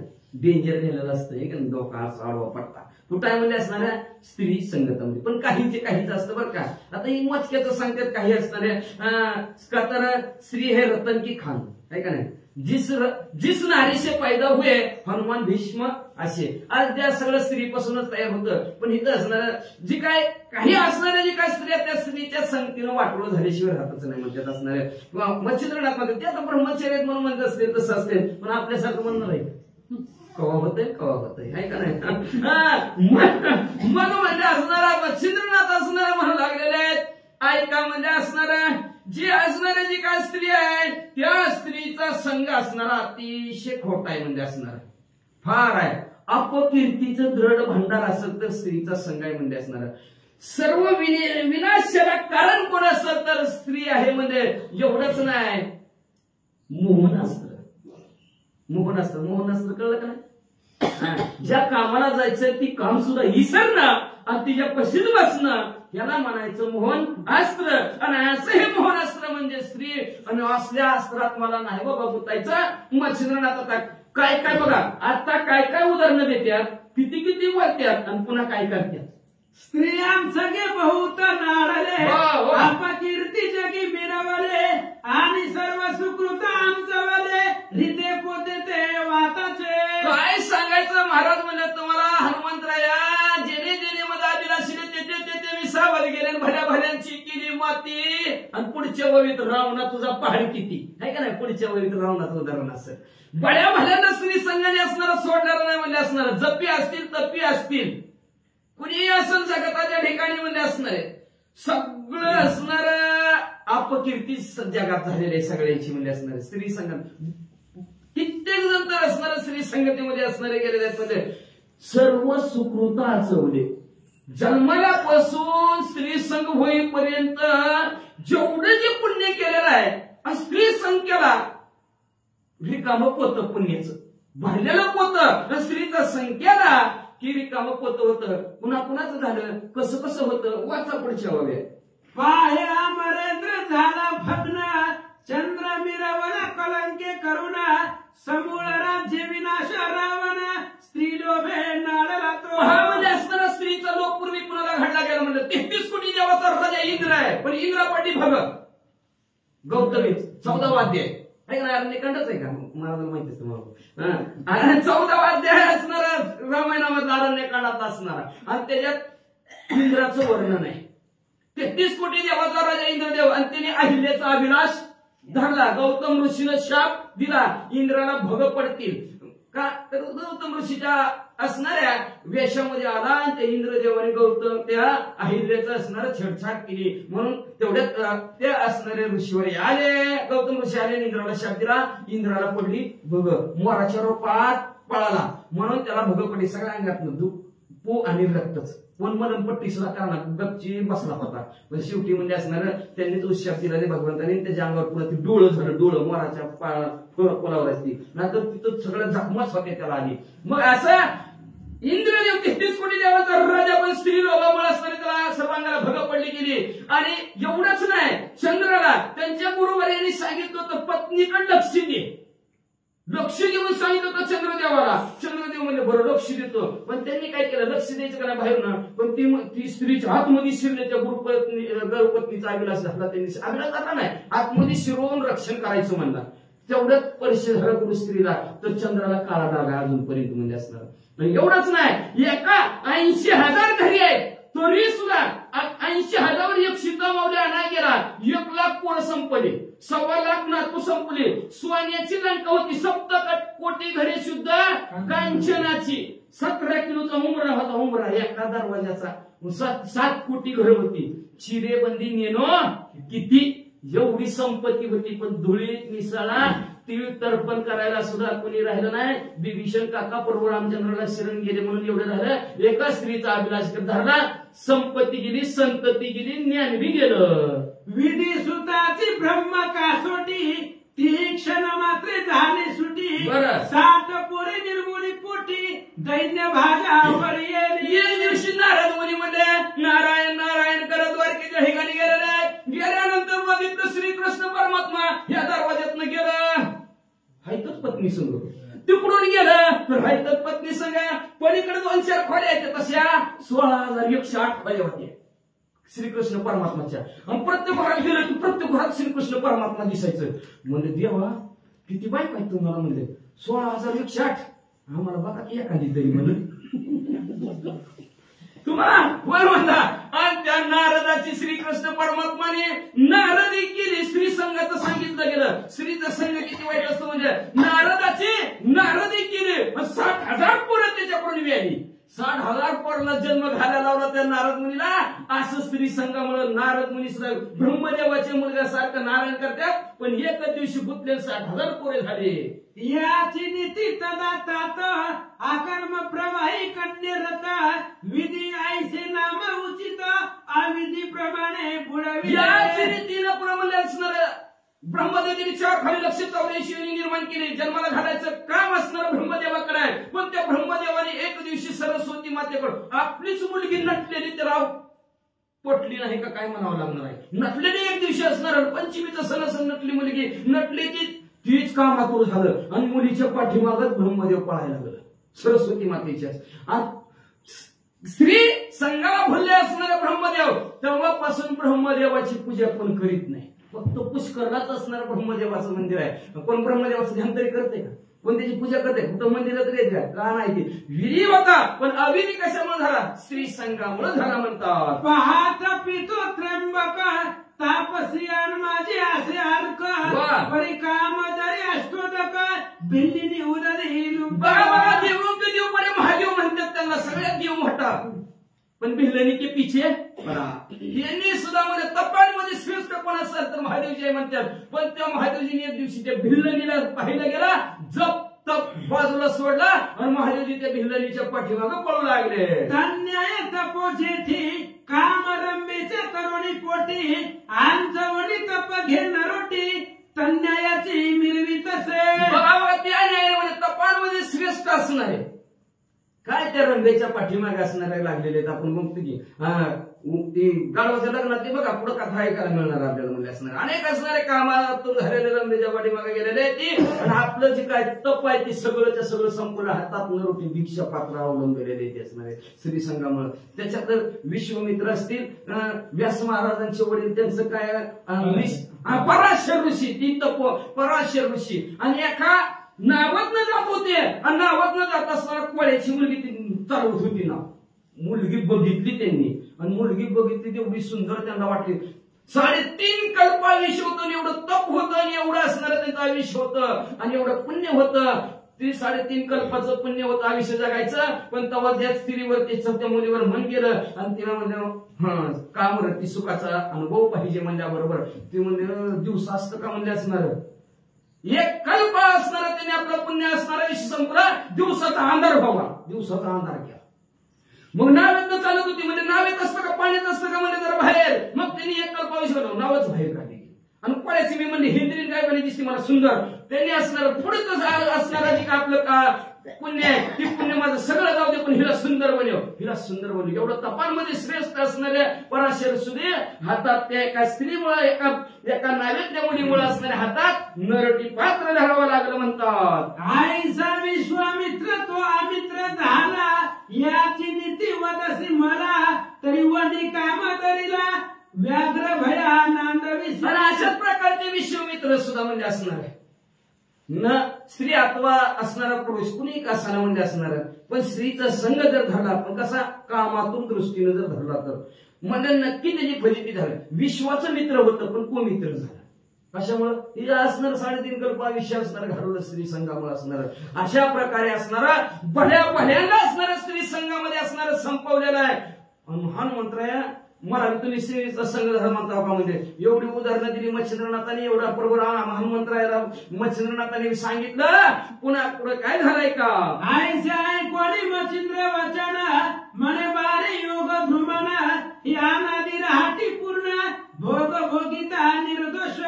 मग हनुमंतराय म्हणू लागलेले आहेत नाही हो ही जी काय असणारा भोग तो नगले संचिता वाचून बरं का आपलं पाप पुण्याशिवाय भोग कुणाला घडतच नाही म्हणजे असणार आणि हे पूर्वीपासून भोग भोगावाच लागणार आहे म्हणजे प्रारब्ध कोणाशी टळेना आणि भोग कुणालाच असणार संचिताचा भोग कुणाला टाळलेला नाही म्हणजे असणार ही भोग आपल्याला भोगावाच लागणार आहे. पूर्वीपासून अनादी म्हणजे परंपरेने अनादीपासून चाललेला जरी आपण तरी तिथं भोग घेतला तरी आपण निर्दोष होणार आहोत का तर प्रभू रामचंद्र श्रीकृष्ण परमात्माच्या अवतार निर्दोष प्रभू रामचंद्र आहेत. मग मी हनुमंतराय ब्रह्मचारी निर्दोष आहे भूभुकार टाकून तसंच तुम्ही बी जैसे रामे मजला कथिले 99 मारुती असे वदले तन्याय तुम्ही भले 99 अससी तू. जसं ते प्रभू रामचंद्राने सांगितलं राजा रावण 99 हनुमंतराय 99 प्रभू रामचंद्र 99 तसंच मच्छिंद्रनाथ तुम्ही बी 99 की म्हणजे चलू द्या. तरी अनादी राहते भोगिता झाला भामिनी 20 कोटी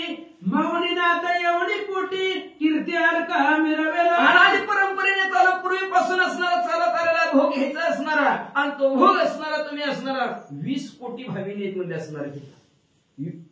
असणार तिथली संख्या म्हणजे असणार आणि अशा प्रकारचं असणार तुम्ही तिथं कर्म करचे म्हणजे सुखाने आनंदाने आणि पूर्वी लिहिलेलं आहे तुम्ही तिथं जाणार आणि मी नाताला जन्माला घालणार. तव तात जो परिचर वसू तव तो उदय येईल वसू कीर्ती ते मही प्रकाशू महाप्रचंड तुमच्यामध्ये असणारे उपरीचे वसू त्या पोराच्या निमित्ताने तुमच्या तिथं पोटाला जन्माला येतील. आयसे सांगोडी वायुसुता प्रसन्न केले चित्त दैवता मनोवरदान वाणी रुकावरवंत मच्छिंद्रनाथा देत असे. अशा प्रकारे हनुमंतरायाने समजून काढली तुम्हाला तिथे गेलं पोरं होणार आहे का नाही. वा वा वा बरं मच्छिंद्रनाथ म्हणजे बरं झालं बाबा तेवढं तर मग म्हणजे असणार बरं वाटलं मच्छिंद्रनाथाला म्हणजे आणि तुमचे तो प्रिचर वस्तू म्हणजे नाही का आपण म्हणतो आज पोटाला आला बाप पोटाला आला चालवा त्याची नावं आणि तशा प्रकारे म्हणजे असणारे ते ओपरीचर वस्तू तुमचे वडील त्या पोराच्या नावाने असणाऱ्या त्या तुमच्या तिथं पोटाला जन्माला येतील कीर्तीचा ध्वज त्यांचा स्वर्गमंत्री पाताळामध्ये पसरेल असं म्हणल्याबरोबर मच्छिंद्रनाथाला जरा बरं वाटलं आणि बरं वाटल्यावर मच्छिंद्रनाथ काय म्हणतात जैसे शुक्रे अमित्र सुता प्रसन्न भवनी चित्त सविता देवणी मंत्र संजीवनी अर्था प्रभू लागे मिरवला. जसं म्हणजे असणारा शुक्राचार्य आहे त्या शुक्राचार्याने म्हणजे असणारा कचाला संजीवनी नावाचा मंत्र शिकवला. कुणाचं इंद्राचा मुलगा होता संजीवनी आणि संजीवनी मंत्र फक्त राक्षसांना पूर्वी यायचा देवाला येतच नव्हता त्याच्यामुळे काय करायचं संजीवनी मंत्रामध्ये राक्षस जिवंत व्हायची देवाची फजिती व्हायला लागली. मग इंद्रदेवाने ठरवलं आपलाच मुलगा शुक्राचार्याकडे पाठवायचा आणि त्याच्याकडून संजीवनी नावाचा मंत्र शिकायचा. मग जसं म्हणजे कच्याने प्रयत्न करून शिकला का तर देवयानी नावची मुलगी होती त्या शुक्राचार्याला या दोघांचं जमलं आणि पोरगी म्हणजे पप्पा केला तर हीच नाही तर दुसरा नकोच. ती शुक्राचार्याने त्याला 3 वेळा मारला जिवंत देवाचा पोरगा आहे म्हणून शिकवला नाही मंत्र पण पोरगी म्हणजे ती मेला किनी मध्ये त्या पोरीच्या हट्टापायी त्या दैत्यांचे गुरु असणाऱ्या शुक्राचार्याने त्या असणाऱ्या देवयानीच्या हट्टापोटी कच्याला संजीवनी नावाचा मंत्र शिकवला आणि कच्याने तेच आपल्या इंद्रदेवाला मंत्र शिकवला आणि देवतत्वापासून संजीवनी मंत्र आला. देविया मित्र कुळाचा राज्य स्थापिले भक्ती काजा नेणू विभीषण शत्रू अनुजा केला सरता चिरंजीव. अशा प्रकारे म्हणजे असणाऱ्या प्रभू रामचंद्र आहेत त्या प्रभू रामचंद्राला भक्ती आणि युक्तीच्या जोरावर आणि शरण प्रभू रामचंद्राला जायचं हा हेतू ठेवून विभीषण काका शरण प्रभू रामचंद्राला गेले आणि चिरंजीव झाले. तशा प्रकारे तन्याय घातक वसू नेणुनी काम शरापासू रुकारते समयासू अंजनी सुता पैकेला. अशा प्रकारचं त्यांना घातक वाटत होतं पुढे जायचं म्हणजे काय का नाही पण अशी उदाहरणं देऊन देऊन गोड बोलून हनुमंतराने त्यांना राजी केलं, मुलगा चांगला होईल, असं होईल तसं होईल म्हणजे असणार, त्याच्या कीर्तीचा धोंडा फडकेल म्हणजे तसाच तुमचा मुलगा बी तसं त्या कच्छ झाला, जसं इंद्रदेव झाला तसा तुमचा बी मुलगा होईल म्हणल्याबरोबर मच्छिंद्रनाथाचं मन टिकीवलं, उभा केला आणि पुढं माग करोडी नमना नमना अवश्यपणे करिता गमना अदृश्य पाहुणी वायुनंदना मच्छिंद्रनाथ चाली. अशा प्रकारचं असणार दोघांचं बोलणं झालं. मच्छिंद्रनाथ म्हणजे रामराम महाराज जातो, हनुमंतराय म्हणजे रामराम, हनुमंतराय तिथं गुप्त झाले आणि मच्छिंद्रनाथ आता पुढे निघाले. सहज चालला महिपाटी आर्त हिंगळ देवी बेटी आईसे जमुनी तया वाटी येऊनी हा पोहोचला. असं म्हणजे असणार मच्छिंद्रनाथ तीर्थयात्रा करायला जाता जाता हिंगलाज देवीचं मंदिर ऐकलं गेलं आणि हिंगलाज देवीचं असणारं मंदिरात असणारं दर्शन घ्यावं. आंध्र प्रदेशमध्ये हिंगलाज देवीचं मंदिर आहे, आपल्या भारतात सुद्धा हिंगलाज देवीचं मंदिर आहे. कुठं आहे कुणाला माहिती असेल तर सांगतो हिंगलाज मंदिर कुठं आहे. हा तात्याचं लग्न झालं ती हिंगलाज देवीचं मंदिर आहे बघा. कुठं आहे तर ती नानसकरच्या विक्री समोर तिथं असणारा कसबा असं कुठली कधी मला माहित नाही, पण तिथं हिंगलाज देवीचं मंदिर आहे आणि त्या हिंगलाज देवीचं दर्शन घ्यावं असा विचार मच्छिंद्रनाथांनी केला. तेव्हा ते शक्तीद्वारे रक्षक असती दक्षाचारी अष्टभैरव कृतांत सागरी जिंकू पाहती कृतांत. मग त्या देवीच्या दर्शनाला जायचं मच्छिंद्रनाथांनी विचार केला. तिच्या देवळाच्या मंदिरासमोर मच्छिंद्रनाथ उभा राहिले तर मच्छिंद्र देवीच्या दर्शनाला जात असताना 4 असणाऱ्या गडबम असणारे तिथं द्वारपाळ उभा आहेत. त्याच्यानंतर 8 भैरव समोर देवीच्या उभा आहेत म्हणजे कोणाला आतमध्ये जाऊ देत नव्हते. आणि शतकोटी चामुंडा शंकिनी टंकिनी प्रचंडा त्याही तीव्र ब्रह्मांडा ग्रासू पाहती कृतांतपणे. कृतांत काळाला सुद्धा हरवण्याची ज्याच्यामध्ये ताकद आहे अशी अष्टभैरव काळ कृतांतासारखी होती. तसेच म्हणजे ह्या हजारो शंकिनी डंकिनी या चंडा मुंडा रंडा सर्वच्या सर्व म्हणजे हजारो सुद्धा काळाला सुद्धा मारतील अशा प्रकारच्या उभ्या होत्या राखण देवीला. यावरी अर्णव बहुकर कश नाना पर्वत विशेष त्यात व्याघ्राती सावजरीस येऊ येऊ म्हणतात. आणि त्यात म्हणजे असणारं भलं मोठं जंगल होतं, त्या जंगलात हिकडून वाघाची डरकाळी तर तिकडून बिबट्याचा आवाज. म्हणते अर्णव सहज बोली परी नव्हे कृतांताची पैसे पारी की पूर्वी दानवाने आणून ठेवली भय माया त्या मच्छिंद्रनाथ सुद्धा उडू लागले. भयानक कर्कश असं डोंगर दरी आणि एवढंच नाही कर्केश सारण्य होतं म्हणजे असणारा जणू काय म्हणजे एखाद्या राक्षसाने हितनं कोणी चालला की घाबरूनच मारावा अशासाठी नव काळानेच हित असणारे असं जंगल निर्माण केलं की काय असलं जंगल लागलं. की पाहता सहज तैची दैवतांचे तेजा विरुळी जायामुळे माझं नको नको म्हणवं भला भला असणारा कधी भला मोठा देव असला आणि त्यांनी जर ती जंगल बघितलं की संपास घाबरगुंडीत त्याची उडवणार. भल्या भल्याचा माजीरला जाईल अशा प्रकारचं जंगल आहे. असं त्या जंगलातून मच्छिंद्रनाथ निघालेले आहे. कंटक वन जाळ्या संधी भयानक सावजी अपार मांदी पाहता क्षणी कामना बुद्धी विरुळे जाय तत्काळ. अहो म्हणजे भयानक भले मोठे असणारे येड्या बाबळीची पसरवी झाडं एकमेकात गुंतलेली झाडं म्हणजे असणार काटेरी वन म्हणजे असणार. कुणी गेला तर घाबरून जीवच सोडेल. हिकडून एखाद्या सिंहाचा आवाज तिकडून एखाद्याची डरकाळी असली ही असणारे हिंस्र प्राण्यांचा आवाज हिकडून तिकडून येत होता. तिथून मच्छिंद्रनाथ निघालेले आहेत. ते न पवे वायुनंदना परम भयभीत म्हणा कृतांत पत्नीचे कानना भक्षीला म्हणून ही पळत असे. अहो तिथं स्वतः हनुमंतराय सुद्धा त्या जंगलात जात नव्हते. का तर ही काळाची पत्नीच आहे ती जंगल म्हणजे आणि त्यांनी तिथं आला की त्याला गिळून टाकायचं म्हणून अशा प्रकारचं जंगलच त्या काळाने निर्माण केलं की काय म्हणून हनुमंतराय सुद्धा त्या जंगलात न जात नव्हते पण ते जंगलात न मच्छिंद्रनाथ निघालेले आहेत. आसवाईसी वाट गोष्टी मित्र उदेल परम पाठी की येते संचरता रश्मी दाटी ग्रासील मग काय कर काय सांगायचं म्हणजे ती झाडे एकमेकात गुंतलेली दिवसात सुद्धा अंधार जणू ती सूर्य सुद्धा घाबरायचा की पृथ्वीवर आपलं किरण पडायला नको तिथलं म्हणून सूर्य सुद्धा घाबरेल अशा प्रकारचं म्हणजे समजलं का की झाडाची एवढी झाडांची तिथं दाट होती की सूर्याचं किरण सुद्धा पृथ्वीवर पडत नव्हतं. अंधार दिसायचा. एवढी ते परी कानन पाहता रश्मी संचारू नदी सविता आश्वाईसी कानन वार्ता संकट भयाचे स्थान चित्ताचे. मग चित्ताला संकट पट पडेल, भीती चित्ताच्या ठिकाणी निर्माण होईल अशा प्रकारचं ते स्थान होतं म्हणजे असणार. बघा सूर्याचं किरण सुद्धा खाली पडत नाही म्हणजे दिवसावी अंधारच की. आणि अशा काळ्या कुट्ट दिवसाच्या अंधारात ना मच्छिंद्रनाथ त्या जंगलात हिंगळा देवीच्या दर्शनासाठी निघालेले आहेत. ते सिद्ध मुनी रावा संचल आपल्या प्रतापे गौरवा, ती कथा रसज्ञ ज्ञानदेवा श्री गुरु माझा वरेल की. असो म्हणजे त्या महाभयानक जंगलातून असणाऱ्या शूरवीर पराक्रमी आपल्या ताकदीच्या आणि गौरवाच्या जोरावर मच्छिंद्रनाथ कसं पार करते ते जंगल असणार, करतांतासारखं काळासारखं असणार. कळी काळावर घातली का असं एका हुनी बळी रे. काळावर सुद्धा काळ गुलाम सलाम करेल कृपे अघरी राबतो, तसं काळाला सुद्धा कसं हरवतील मच्छिंद्रनाथ, कसे पोचतील ते सद्गुरु आमचे पुढचे अध्याय सांगतील असे ग्रंथकर्ते बोलतात.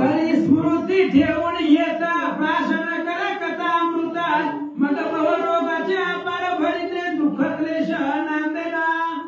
ऐका म्हणजे असणारे हरिस्मरणे ठेवून बरोबर का, भगवंताचं नामस्मरण करा आणि कथा ऐका. नामस्मरण करत करत असणारी जर तुम्ही कथा ऐकली तर तुमच्या जीवनातील व्यथा संपत्ती. आणि सगळ्यात मोठा भवरोग आहे. डॉक्टर आणा, डॉक्टरचा बाप नव डॉक्टरचा आज आपण आणा आणि त्याला म्हणायचं असं इंजेक्शन भरभरून पैसे देतो, भवरोग जायचं इंजेक्शन घे. ती म्हणे माझ्या 7 पिढ्या डॉक्टर करत गेला पण अजून आम्हाला कळलं नाही भवरोग कशाने जातो. ती आम्ही असणार जातच नाही. भवरोग म्हणजे असणार जन्म आणि मरणाचा रोग आहे. कोणाला सुद्धा कोणाला सुद्धा नाही. एकच त्याला औषध आहे, फक्त भगवंताचं नामस्मरण. भगवंताचं नामस्मरण केलं की तुटे भवरोग, भवरोग संपला जातो असणारा. आणि भवरोगाला एकच औषध आहे हरिस्मरण. भगवंताचं नामस्मरण करा, चिंतन करा आणि कथा ऐका. हा ग्रंथ केवळ चिंतामणी, हरेल चित्ताची काळजी मुळावणी, जैसे वृश्चिक दंशा लागुनी विषशोषी महाराजा. मग म्हणजे असणारा ही जी काय असणार सर्व दुःख संपवणारी कथा. हे तर ग्रंथ कसा आहे, चिंतामणी, चिंता हरून टाकणारा चिंतामणी नावाचा असणारा हा ग्रंथ आहे. म्हणजे असणार का तर चित्तात लय धुसधुशी असते, लय काळजी असते. आणि ही काळजी आणि धुसधुस संपवून टाकणारा असणारा ग्रंथ आहे. जसं म्हणजे असणार विंचू चावल्यावर किती कळा आहे का नाही, किती दुःख. तीच असणार विष जर विंचाचं काढल्याबरोबर जसा आनंद व्हावा तसं म्हणजे आपल्या चित्तातली काळजी आणि दुःख संपून टाकणारा हा ग्रंथ आहे म्हणतात. तरी होणी सद्विवेका, सांगा कुटीलपणी तर्का, निंदा दोष विघ्न भातुका, सेवू नका सहसाई. मग काय करा ग्रंथ करते सांगतात म्हणजे असणार तुम्ही सद्विवेक वा, सारासार चांगला आणि वाईटाचा विवेक विचार करा म्हणजे असणार. आणि चांगल्या गोष्टीचा विचार करा म्हणजे असणार. का तर कुतर्क बाजूला काढा, का तर नको तर्किकाचा संघ.